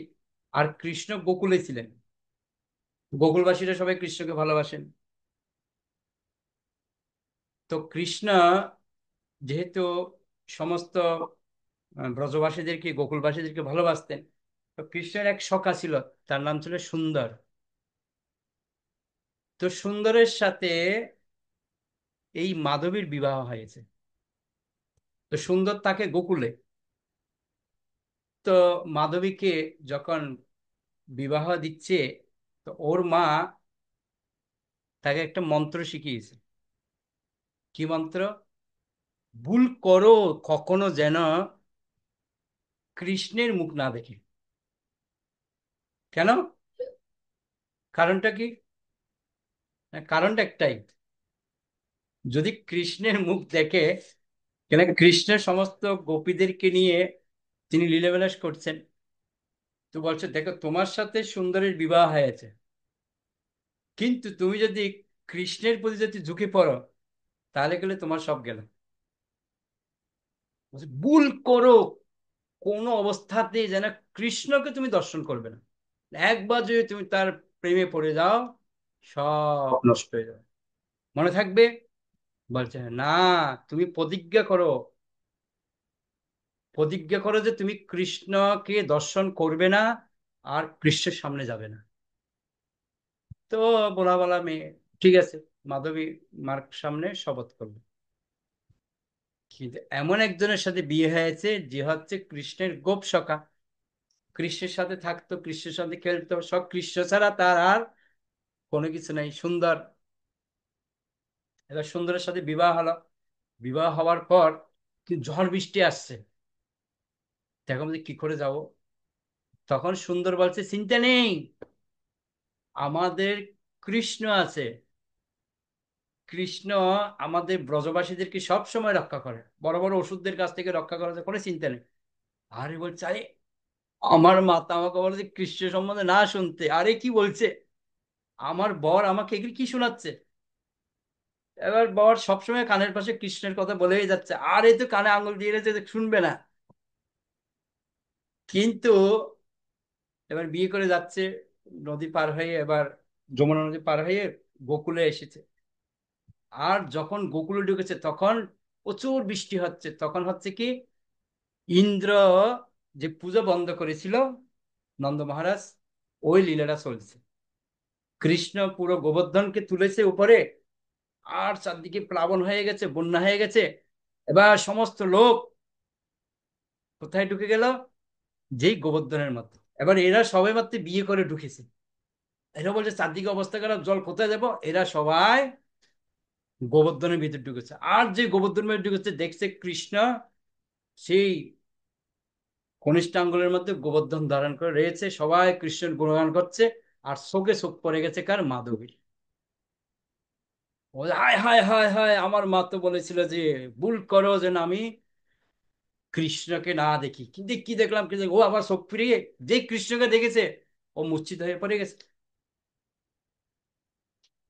এদিকে তো সুন্দর চিন্তা করছে, আরে নতুন বিয়ে করে আসলাম, আমার বউয়ের কি হাল হলো, এটা কি হলো কি হলো। ও বেচারা তার এত কিছু জানে না। ও যে মা আর মেয়ের মধ্যে একটা গোপন প্যাঁচ লেগে গেছে, সেটা ও জানে না। এবার কোন রকম জল টল দিয়ে, ওখানে তো জল পড়ছে অলরেডি, বৃষ্টির জল দিয়ে মুকুটকে দিয়ে তাকে ভিতরে আনলো। আনার পর এবার চোখ তো আর খুলে না, 7 দিন ধরে সেই অজ্ঞানে হয়ে রইল। আর লাস্টে কি হলো, ওকে নিয়ে আসছে তার বাড়িতে প্রাসাদে। এবার সুন্দর বলছে, আরে চোখ খুলো, আমরা এখন আর ওই বৃষ্টি বাদলে নেই, এখন আমরা বাড়ি চলে আসছি, তুমি চোখ খুলো। ওকে ডাক্তার বৈদ্য কত কিছু দেখালো, 7 দিন পর ওর জ্ঞানটা ফিরে আসছে। ও চোখের মধ্যে ভাসছে কি একটা দেখছিলাম মনে হয়, কিন্তু ও তো সব প্রতিজ্ঞা করেছে ও দেখবে না। আর সবে মাত্র শরীরটা সুস্থ হয়েছে, বিছানার মধ্যে শুয়ে আছে, আর সুন্দর এসে বলছে, জানো এই 7 দিন ব্যাপী কৃষ্ণ আমাদেরকে বাঁচিয়েছে, আঙ্গুল দিয়ে পুরো গিরি গোবর্ধন ধরে রেখেছে। আর এই তো কৃষ্ণের গুণগানের কানের পাশে ঘুরে যাচ্ছে, ও কোনো রকম কান বের বের করে রেখেছে, শুনবে না কৃষ্ণের কথা। আর ও তো বলেই যাচ্ছে বলে যাচ্ছে, এমন হ্যাঁ তুমি এই কৃষ্ণ ছাড়া তোমার কাছে আর কোনো কথা নেই, অন্য কথা বলো। বলে, কি কথা? আরে কৃষ্ণ তো আমাদের প্রাণ, কৃষ্ণ ছাড়া এক মুহূর্তে থাকতে পারি না। কৃষ্ণের সাথে আমি খেলেছি, কৃষ্ণের সাথে খেয়েছি, কত চুরি করেছি, কত মাখন দণ্ড ভেঙেছি, কান টানা কিছু কত কিছু হয়েছে কৃষ্ণের সাথে আমাদের। আর কৃষ্ণ কথা বলবো না? বলছে না তুমি বলবে না। বলছে, কি কথা কি বলছে? এবার শাশুড়ি পুজো করছে, ওদের তো তখন কৃষ্ণ পূজা হতো না, বিষ্ণু পূজা হতো। বিষ্ণু পূজা করছে, আর বিষ্ণু পূজা করছে, আর বলছে আরে আমাদের এই গোকুলের কৃষ্ণ, সে আমাদেরকে কত অসুরের কাছ থেকে রক্ষা করছে। শাশুড়ি আবার কৃষ্ণের গুণগান করছে। এই বেচার বলছে কোন ঘরে এসে পড়লাম, এই শাশুড়িও কৃষ্ণের গুণগান করছে, আমার বড় কৃষ্ণের গুণগান করছে, কোন জ্বালায় যাব। এবার তো জল আনতে গেছে, বেশ জল আনতে গিয়ে দেখছে ওখানেও সবাই কৃষ্ণের গুণগান করছে। গোপীরা সব কৃষ্ণ প্রেমে বাঁশি বাজাচ্ছে, আর বাঁশির সুরে সবাই গোপীরা দেখছে। আর এই তো ওই রাস্তা দিয়ে যাচ্ছে, বলে, হায় হায় হায় জল আনবো কি করে, এই তো কৃষ্ণ এখানে।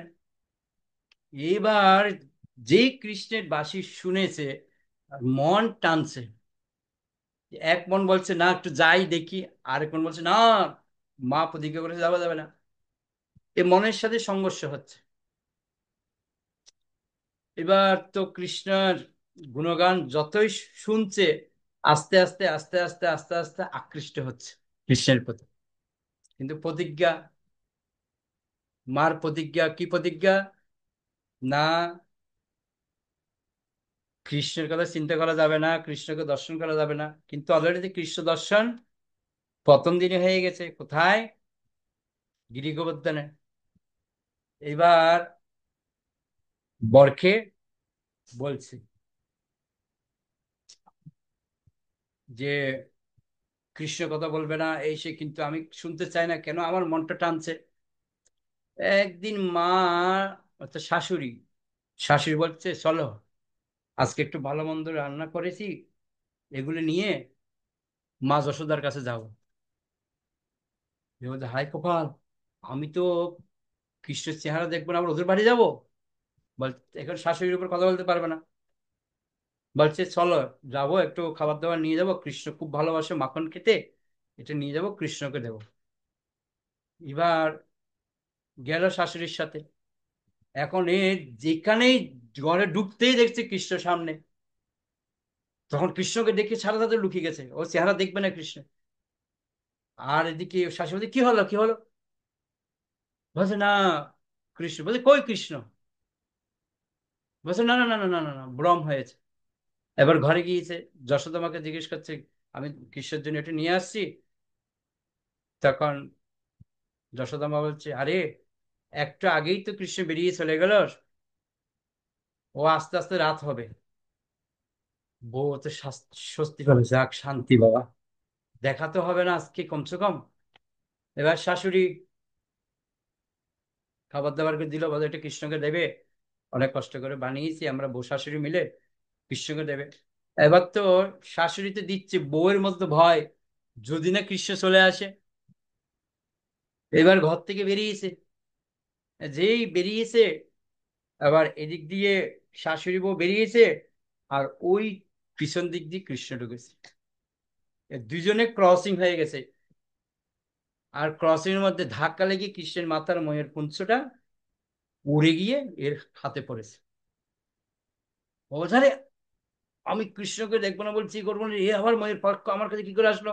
শাশুড়ি বলছে, আরে কি ভাগ্য ভালো আমাদের, কৃষ্ণের ময়ের পুঞ্ছ পেয়েছি। আর ঘরে গিয়ে বরকে বলেছে, বর তো আরো খুশি, বলছে কৃষ্ণের ময়ের পান্তা পেয়েছে আমার বন্ধুর। এটা বউ তো মানে পুরো বিরোধী, আর বর পড়েছে কৃষ্ণের গুণগান ছাড়া কিছু বলে না, আর শাশুড়িও কৃষ্ণের গুণগান ছাড়া কিছু বলে না। কি করবে কি, বউয়ের শাশুড়ির আর বরের গুণগান শুনতে শুনতে কৃষ্ণের আস্তে আস্তে আস্তে কৃষ্ণের প্রতি আকৃষ্ট হয়ে গেছে। যেই আকৃষ্ট হয়েছে, কিন্তু মার প্রতিজ্ঞা, কি করবে, দর্শন করতে পারবে না। একদিন কৃষ্ণ বাঁশি বাজাচ্ছে, সমস্ত গোপীরা সবাই কৃষ্ণের প্রেমে সবাই বেরিয়ে আসছে, আর মাধবী আর থাকতে পারছে না। মাধবী গিয়েছে দেখতে কৃষ্ণকে, কিন্তু কৃষ্ণ গাছের নিচে বসে বাজাচ্ছে, মাধবী অন্যদিকে শুনছে, আর শুনতে শুনতে চুরি করে শুনছে, কৃষ্ণকে দেখছে না, শুধু সুরটা শুনছে। আর শুনতে শুনতে হঠাৎ কৃষ্ণ গোপিকাদের বলছে, আমার মথুরা যাওয়ার সময় হয়ে গেছে, কালকে মনে হয় মথুরা আমাকে যেতে হবে। এই কথা শুনে এখন বলছে, আরে কৃষ্ণ চলে যাবে বলছি, মথুরা কি হবে। এবার যে প্রেমের একটা আকর্ষণ, এবার বাড়ি চলে গেছে। বাড়ি গিয়ে এবার সমস্ত ব্রজবাসীরা সবাই, গোকুলবাসীরা সব কান্নাকাটি করছে যে কৃষ্ণ কালকে চলে যাবে। আর এই কথাটা যখন শুনেছে রাত্রে, তার স্বামী এবং শাশুড়ি তারা কান্নাকাটি করছে, খাওয়া দাওয়া বন্ধ হয়ে গেছে, কৃষ্ণ কালকে মথুরা যাবে। কিন্তু কৃষ্ণ যদি ফিরে না আসে কি হবে। এবার সমস্ত ব্রজবাসীরা সবার কান্নাকাটি দেখে, প্রেম দেখে, আর মাধবী আর থাকতে পারছে না। এবার ও অনেক লুকিয়ে রেখেছে। তখন তার পতিকে বলল, ওর সুন্দর জিজ্ঞেস করে, তুমি এত কষ্ট পাচ্ছ কেন, কি ব্যাপার, আমাকে খুলে বলো। বলছে, ব্যাপার হচ্ছে আমার মা আমাকে প্রতিজ্ঞা করেছে যে কৃষ্ণকে যেন কখনো আমি দর্শন না করি। কিন্তু আমি কি করব, কৃষ্ণকে আমি যে বাঁশির আওয়াজ শুনলে আমি পাগল হয়ে যাই। তখন বলছে, দেখো, যা কিছু হয় কৃষ্ণের ইচ্ছাতে হয়, তুমি তো অলরেডি কৃষ্ণকে একবার দর্শন করেছো। বলছে, ওটা কৃষ্ণের ইচ্ছে হয়েছে, তো ভগবানের ইচ্ছার জন্য যদি প্রতিজ্ঞা ভঙ্গ হয় তোমার মার, কিছু করার নেই, এটা ভালো। তো স্বামীর আদেশ পেয়ে তখন পরদিন সমস্ত ব্রজবাসীরা সবাই কৃষ্ণের জন্য ছুটছে ওখানে, যে কৃষ্ণকে নিতে আসছে মথুরা থেকে। তখন অক্রূর কৃষ্ণকে যে রথের মধ্যে তুলছে, আর এদিকে মাধবী আর থাকতে পারছে না, দৌড়ে ছুটছে কৃষ্ণকে দর্শন করার জন্য। যেই দৌড়ে ছুটে ছুটে আসছে, ততক্ষণে কৃষ্ণ আর বলরাম রথে করে চলে গেছে কোথায়, মথুরা। আর মাধবী দৌড়ে এসে দেখছে কৃষ্ণ আর বলরাম নেই, ওরা রথে করে চলে যাচ্ছে, পিছন থেকে দেখছে রথে করে চলে যাচ্ছে। আর কি কান্না, বলছে এতদিন দর্শন করতে চাইনি, কৃষ্ণের চোখের সামনে সামনে পড়েছে, আর আজকে আমি কৃষ্ণকে দর্শন করতে এসেছি, কৃষ্ণ আমাকে ছেড়ে চলে গেছে। আর ওখানে কি কান্না, কি কান্না। তখন রাধারানী এসেছে, রাধারানী বুঝাচ্ছে,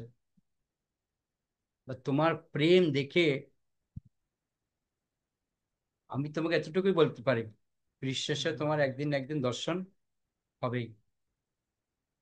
তখন সেই রাধারানী কথা বলাতে রাধারানীর মধ্যে কৃষ্ণকে তিনি উপলব্ধি করলেন। তখন মনের দুঃখে ওখান থেকে ঘরে চলে আসছে, এসে কি কান্নাকাটি করছে, বলছে আমি কেমন দুর্ভাগা, কৃষ্ণকে দর্শন করতে গিয়ে আমি দর্শন করতে পারলাম না। তখন সুন্দর বলছে, হ্যাঁ, বলছে তুমি তো ভাগ্যবান, তুমি সবসময় কৃষ্ণের সাথে ছিলে, কিন্তু আমরা তো, আমি এত দুর্ভাগা যে কৃষ্ণকে দেখতেই পেলাম না মন ভরে। তো সুন্দর বলছে, হ্যাঁ, আমি তো সবসময় কৃষ্ণের সাথে ছিলাম, দর্শন করেছি তার লীলাগুলি, আমি উপলব্ধি করে করে নিজেকে আমি আহ সন্তুষ্ট রাখতে পারবো, কিন্তু তুমি কি করবে। তখন বলছে, ঠিক আছে, রাধারানী বলেছে দর্শন তো হবে। এবার কিছুদিন পর খবর আসছে কৃষ্ণ কুরুক্ষেত্রে আসছে দ্বারকা থেকে। তখন বলছে ও এটা একটা সুযোগ যে কৃষ্ণকে দর্শন করার। তখন মাধবী কৃষ্ণকে দর্শন করার জন্য পুরো বৃন্দাবনের সবাই বলছে ও তুমি যাবে আমরাও যাবে। সমস্ত ব্রজবাসীরা সবাই গেছে কৃষ্ণের সাথে দেখা করতে, কিন্তু মাধবী যেতে যেতেই কৃষ্ণ কুরুক্ষেত্র থেকে চলে গেছে। আরো কান্না, হায় কপাল, এত কষ্ট করে আসলাম কৃষ্ণকে দর্শন করবো, কৃষ্ণ দর্শন দিল না। ঠিক আছে, দ্বারকায় যায়। তখন শুনেছে কৃষ্ণ কোথায়, দ্বারকায় গেছে কৃষ্ণের সাথে দর্শন করতে। আর এমনই দুর্ভাগ্য, কৃষ্ণ দ্বারকা থেকে চলে গেছে হস্তিনাপুর। বর্ষসী তো আসবে অনেক দিন পরে। তখন কি কান্না, বলছি এত দুর্ভাগ্য আমার যে কৃষ্ণকে আমি দর্শন করতে পারলাম না। তখন সে কি করলো, বলছে আমার এই জীবন আমি আর রেখে লাভ নেই, যেহেতু কৃষ্ণকে পেলাম না। তখন অনেক কাহিনী আছে। তখন সে নিজেকে সমুদ্রের মধ্যে আত্মহত্যার বিসর্জন করলো, জল সমাধি নিল। তো পরবর্তী জন্মে এসে সে কি হলো, মীরা হলো। তো মীরা হবার পর তো আরো দুঃখ বেড়ে গেল। তো আমরা মীরের কাহিনী সবাই জানি। তো বলা হচ্ছে মীরার সাথে যখন কৃষ্ণের সাথে যখন সম্পর্ক হচ্ছে, মেরে তো গিরিধর গোপাল, যে কিরকম বিরহ তাদের ভাব, ঠিক মীরার সাথে কৃষ্ণের সাথে যেরকম বিরহ ছিল, সেম টু সেম বিরহ শিখাচ্ছে আমাদের মহাপ্রভু। মহাপ্রভু কৃষ্ণ প্রেমে সমুদ্রের মধ্যে ঝাঁপিয়ে পড়েছে। আর ওরা জাল মেরে জেলেরা বলছে ও বড় মাছ ধরেছে, টেনে দেখে কি মহাপ্রভু। এই যে প্রেমের একটা পরাকাষ্ঠা, এটাই এখানে ব্যাখ্যা করছে। দেখুন বলছে ভগবত প্রেম কথাটি আমরা বহুবার শুনেছি। এই ভগবত প্রেম কোন স্তর পর্যন্ত বিকশিত হতে পারে তা আমরা বৈষ্ণব দর্শন থেকে জানতে পারি। ভগবত প্রেমের তাত্ত্বিক জ্ঞান নানা স্থানে ও নানা সাহিত্যে দেখতে পাওয়া যায়, কিন্তু প্রকৃতপক্ষে ভগবত প্রেম যে কি, কিভাবে তাকে বিকশিত করা যায়, তা একমাত্র বৈষ্ণব সাহিত্যেই দেখতে পাওয়া যায়। শ্রী চৈতন্য মহাপ্রভু যে ভগবত প্রেম দান করে গিয়েছেন তা হচ্ছে সর্বোত্তম ও অতুলনীয়। এমনকি এই জড়জগতে প্রেম সম্বন্ধে আমাদের স্বল্প ধারণা রয়েছে। সেই ধারণা এসেছে কোথা থেকে? ভগবানের প্রতি জীবের যে স্বাভাবিক প্রেম রয়েছে, এটি তারই প্রকাশ। বদ্ধ অবস্থায় আমাদের অভিজ্ঞতার পরিধির মধ্যে যা কিছু রয়েছে সে সবাই পরমেশ্বর ভগবানের মধ্যে বিদ্যমান, যিনি হচ্ছেন সবকিছুর পরম উৎস। আমাদের স্বরূপে ভগবানের সঙ্গে যে নিত্য প্রেমের সম্পর্ক, সেটি হচ্ছে যথার্থ প্রেম। বুঝতে পারছেন প্রেম কাকে বলে? ভগবানের সঙ্গে যে নিত্য প্রেমের সম্পর্ক, সেটা হচ্ছে প্রেম। আর জড়জগতের বদ্ধ অবস্থায় যে প্রেমের প্রকাশ দেখা যায় তা কেবল প্রেমের বিকৃত প্রতিফলন মাত্র। আমাদের যথার্থ প্রেম নিরবচ্ছিন্ন ও চিরস্থায়ী, কিন্তু সেই প্রেম যেহেতু এই প্রাকৃতিক জগতে বিকৃত আকারে প্রতিফলিত হয়েছে, তাই তা নিরবচ্ছিন্ন নয় আর চিরস্থায়ীও নয়। আমরা যদি যথার্থ অপ্রাকৃত প্রেম লাভ করতে চাই, তাহলে আমাদের প্রেমকে পরম প্রেমাস্পদ পরমেশ্বর ভগবান শ্রীকৃষ্ণের প্রতি অর্পণ করতে হবে। সেটি হচ্ছে কৃষ্ণ ভাবনামৃতের মূল নীতি। ওকে, তো অলরেডি আমরা 4টা শ্লোক আলোচনা করেছি আমরা। তো আরো সামনের ক্লাসে আশা করছি আমরা আরো বিস্তারিত আলোচনা করব। আজকে এতটুকুই থাক। কারো যদি কোনো প্রশ্ন থাকে তাহলে প্রশ্ন নেব, তার আগে আমরা আরেকটা শ্লোক পাঠ করব।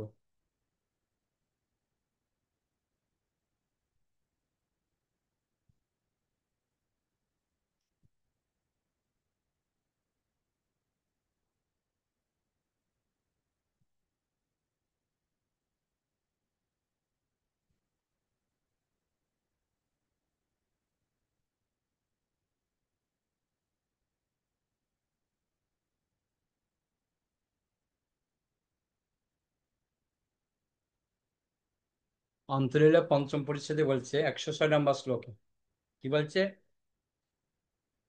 কৃষ্ণলীলা গৌরলীলা যে করে বর্ণন, গৌর পাদ পদ্ম যার হয় প্রাণদন। দেখুন কি সুন্দর কথা বলে, শ্রী চৈতন্য মহাপ্রভু শ্রী পাদপদ্ম যিনি তার প্রাণদন রূপে গ্রহণ করেছেন, তিনি শ্রীকৃষ্ণের লীলা এবং শ্রী চৈতন্য মহাপ্রভুর লীলা বর্ণনা করতে পারেন। তো আমরা তখনই গৌর পাদপদ্ম তখনই পাবো, প্রাণদন তখন পাবো যখন আমরা কৃষ্ণলীলা গৌরলীলা বর্ণনা করব।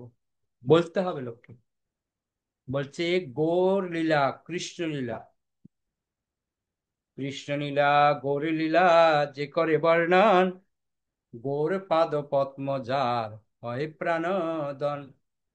এই চৈতন্য চরিতামৃতে এটাই হচ্ছে মহৎ গুণ, যে আমরা অতি সহজেই বুঝতে পারি, তাই না?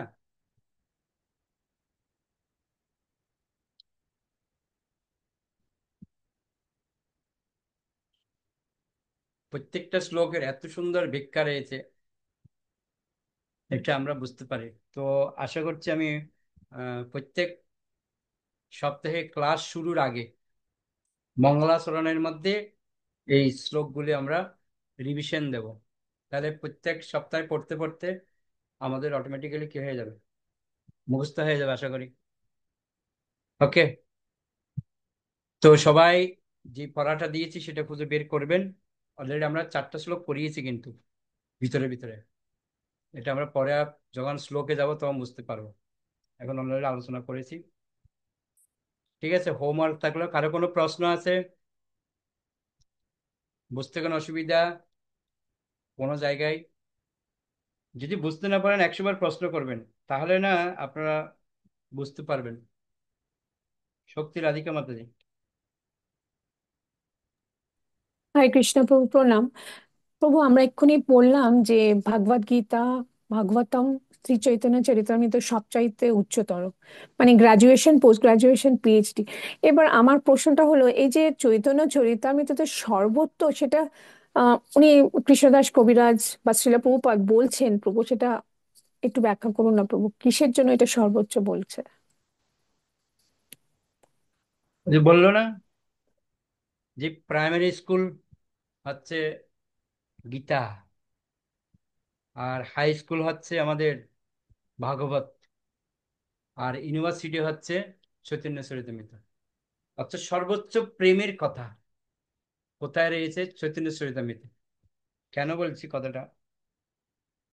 গীতা আমাদেরকে নিয়ম কানুনগুলি শিখাচ্ছে, ভাগবত আমাদেরকে ভক্তিটাকে দৃঢ় করা শিখাচ্ছে, কি চৈতন্য চরিতামৃত শিখাচ্ছে যে কৃষ্ণের সাথে কিভাবে আমরা প্রেমের বন্ধনে আবদ্ধ হব। প্রেম কাকে বলে, এই প্রেমের দৃষ্টান্তগুলি আমরা চৈতন্য চরিতামৃতে পাবো। ওই জন্য চৈতন্য চরিতামৃতের যে কথাগুলি, এগুলি হৃদয়ঙ্গম করা, এই জন্য গীতা আগে কমপ্লিট করতে হবে। ওই জন্য আমরা গীতা কমপ্লিট করেছি, ভাগবত আমরা পড়ছি, কেননা ভাগবত কমপ্লিট করতে গেলে এই জন্ম চৈতন্য চরিতামৃত হবে না। তো সেজন্য গীতাটা বুঝতে হবে আগে। আমরা অলরেডি 2 বছর ধরে গীতা পড়েছি কমপ্লিট করে। তো গীতাটা কমপ্লিট করলে তারপর আপনি উপরের লেভেলগুলি বুঝতে পারবেন। ভাগবত যদি আমরা কমপ্লিট হয় আরো সুবিধা, কেন চৈতন্য চরিতামৃতের যে কথাগুলি বলছে, এটা হচ্ছে মহাপ্রভু কিভাবে কৃষ্ণকে লাভ করেছেন তার একটা উজ্জ্বল দৃষ্টান্ত আমাদের মধ্যে এখানে তুলে ধরছেন। যে প্রেম, এই যে আমরা যে আলোচনা করলাম আজকে, যে মহাপ্রভু কি বলছে, প্রেমের কথা বলছে, যে ভগবত প্রেম, বাস্তবে ভগবত প্রেম কি, যে প্রেমের যে স্তর, প্রেমের যে স্তর তিনি ব্যাখ্যা করেছেন। যে কৃষ্ণ ভবনামের 4টা শ্লোক আমরা আলোচনা করেছি already। এই 4টা শ্লোকের মধ্যে তিনি শিখিয়েছেন যে ভগবত প্রেম কাকে বলে। যে এখানে একটা কথা বলেছে দেখুন, ভগবত প্রেম কথাটা আমরা বহুবার শুনেছি, কিন্তু এই ভগবত প্রেম বহুবার শুনেছি কিন্তু এরকম গুরুত্ব বুঝিনি। কিন্তু আজকে কি বলছে দেখুন, ভগবত প্রেমের যে তাত্ত্বিক জ্ঞান রয়েছে,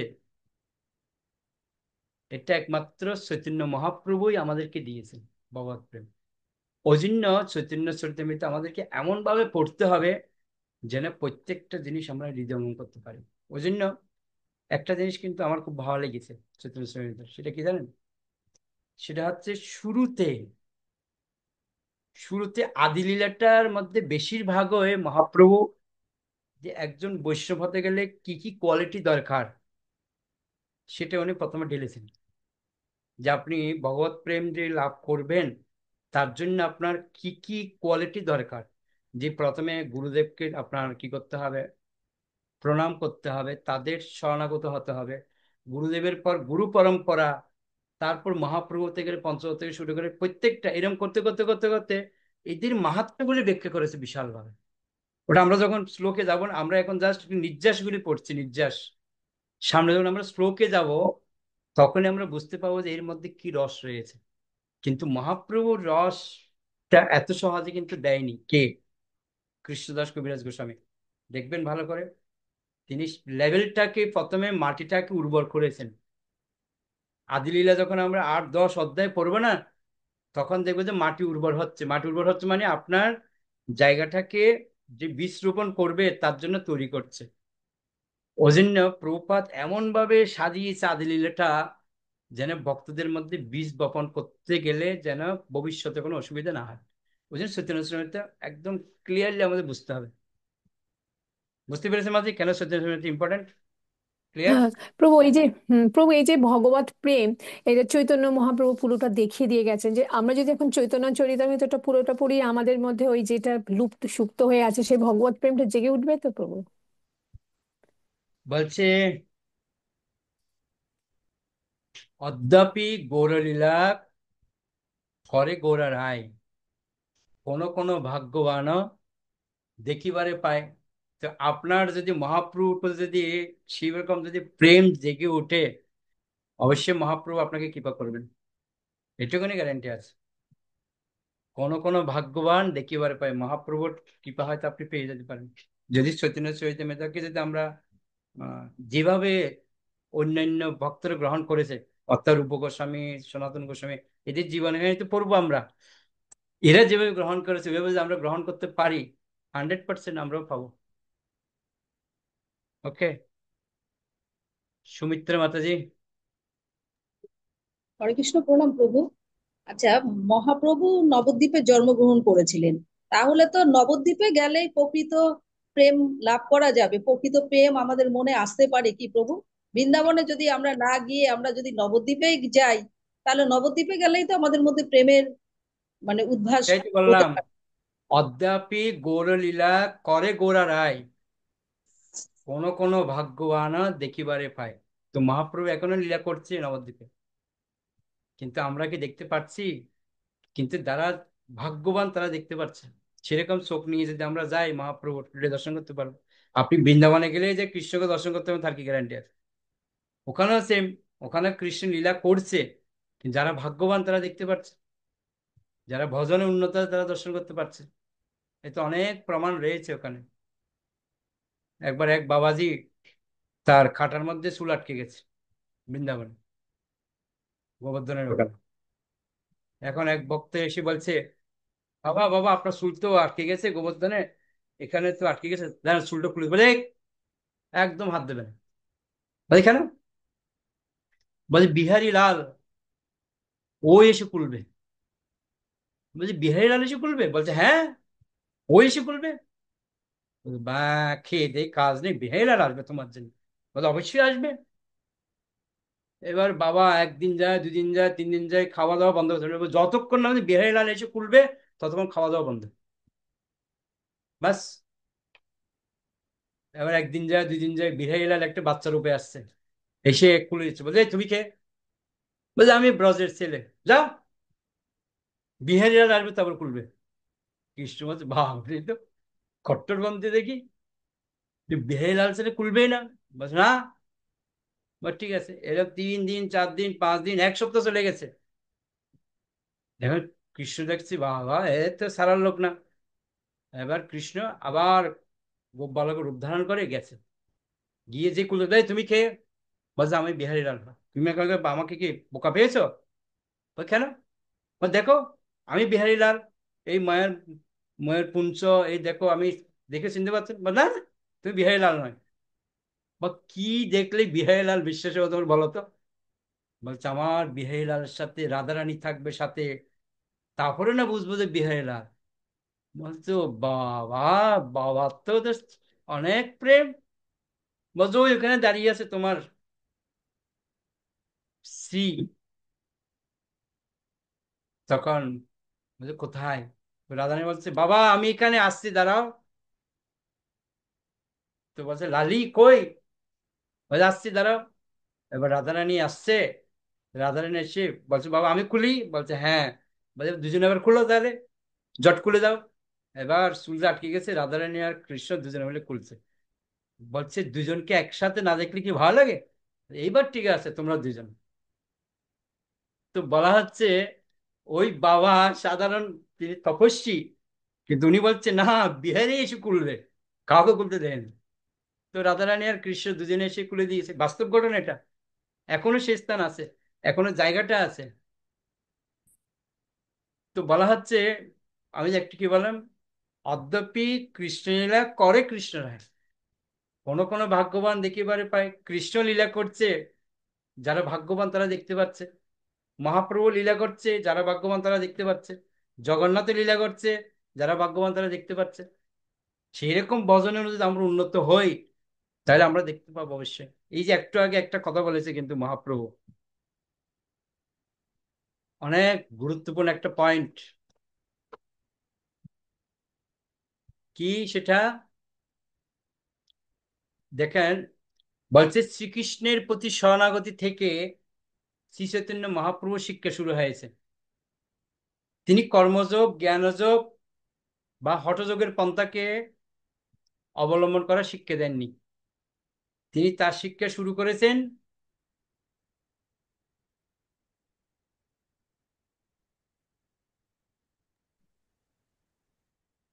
তিনি তার শিক্ষা শুরু করেছেন কি,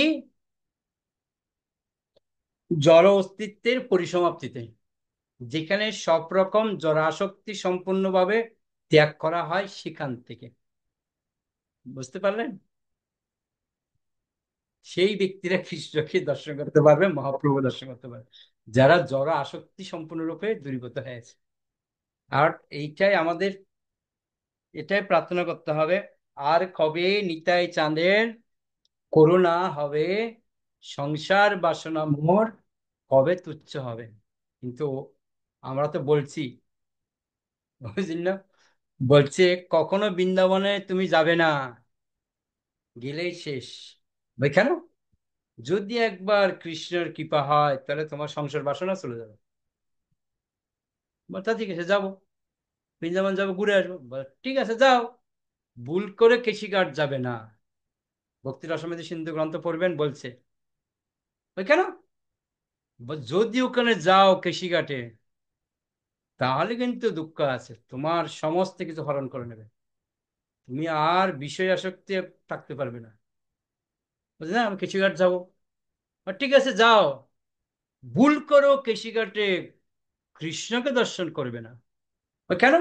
যদি কৃষ্ণের দৃষ্টি তোমার প্রতি পড়ে, সর্বস্ব তোমার হরণ করে নেবে। তখন ওই ভক্ত বলছে, আমরা তো গাইছি, সর্বস্ব তোমার চরণে সপিয়া পড়েছি তোমার গরে, তুমি তো ঠাকুর তোমার কুকুর বলিয়া জানো মোরে। বলছে কিন্তু প্রতিদিন গাইছি, বলছে গাইতে ভালো লাগে, বাস্তবে না গেলে বুঝবে মজা, ওই জন্য ওখানে যাবে না। এই হচ্ছে বিষয়। আমরা গাইতে ভালো লাগে, শুনতেও ভালো লাগে, সব ঠিক আছে, কিন্তু প্র্যাকটিক্যাল, প্রভু এত কষ্ট করে তিনতলা বিল্ডিং বানিয়েছে, আপনি বলছেন বাড়ির মায়া ছেড়ে দিতে? কি বলছেন প্রভু? তাহলে কষ্ট করে বানালাম কেন? এত কিছু প্রাসাদ প্রাচুর্য ছেড়ে বৈরাগ্যপথ অবলম্বন করব, কি বলছেন প্রভু?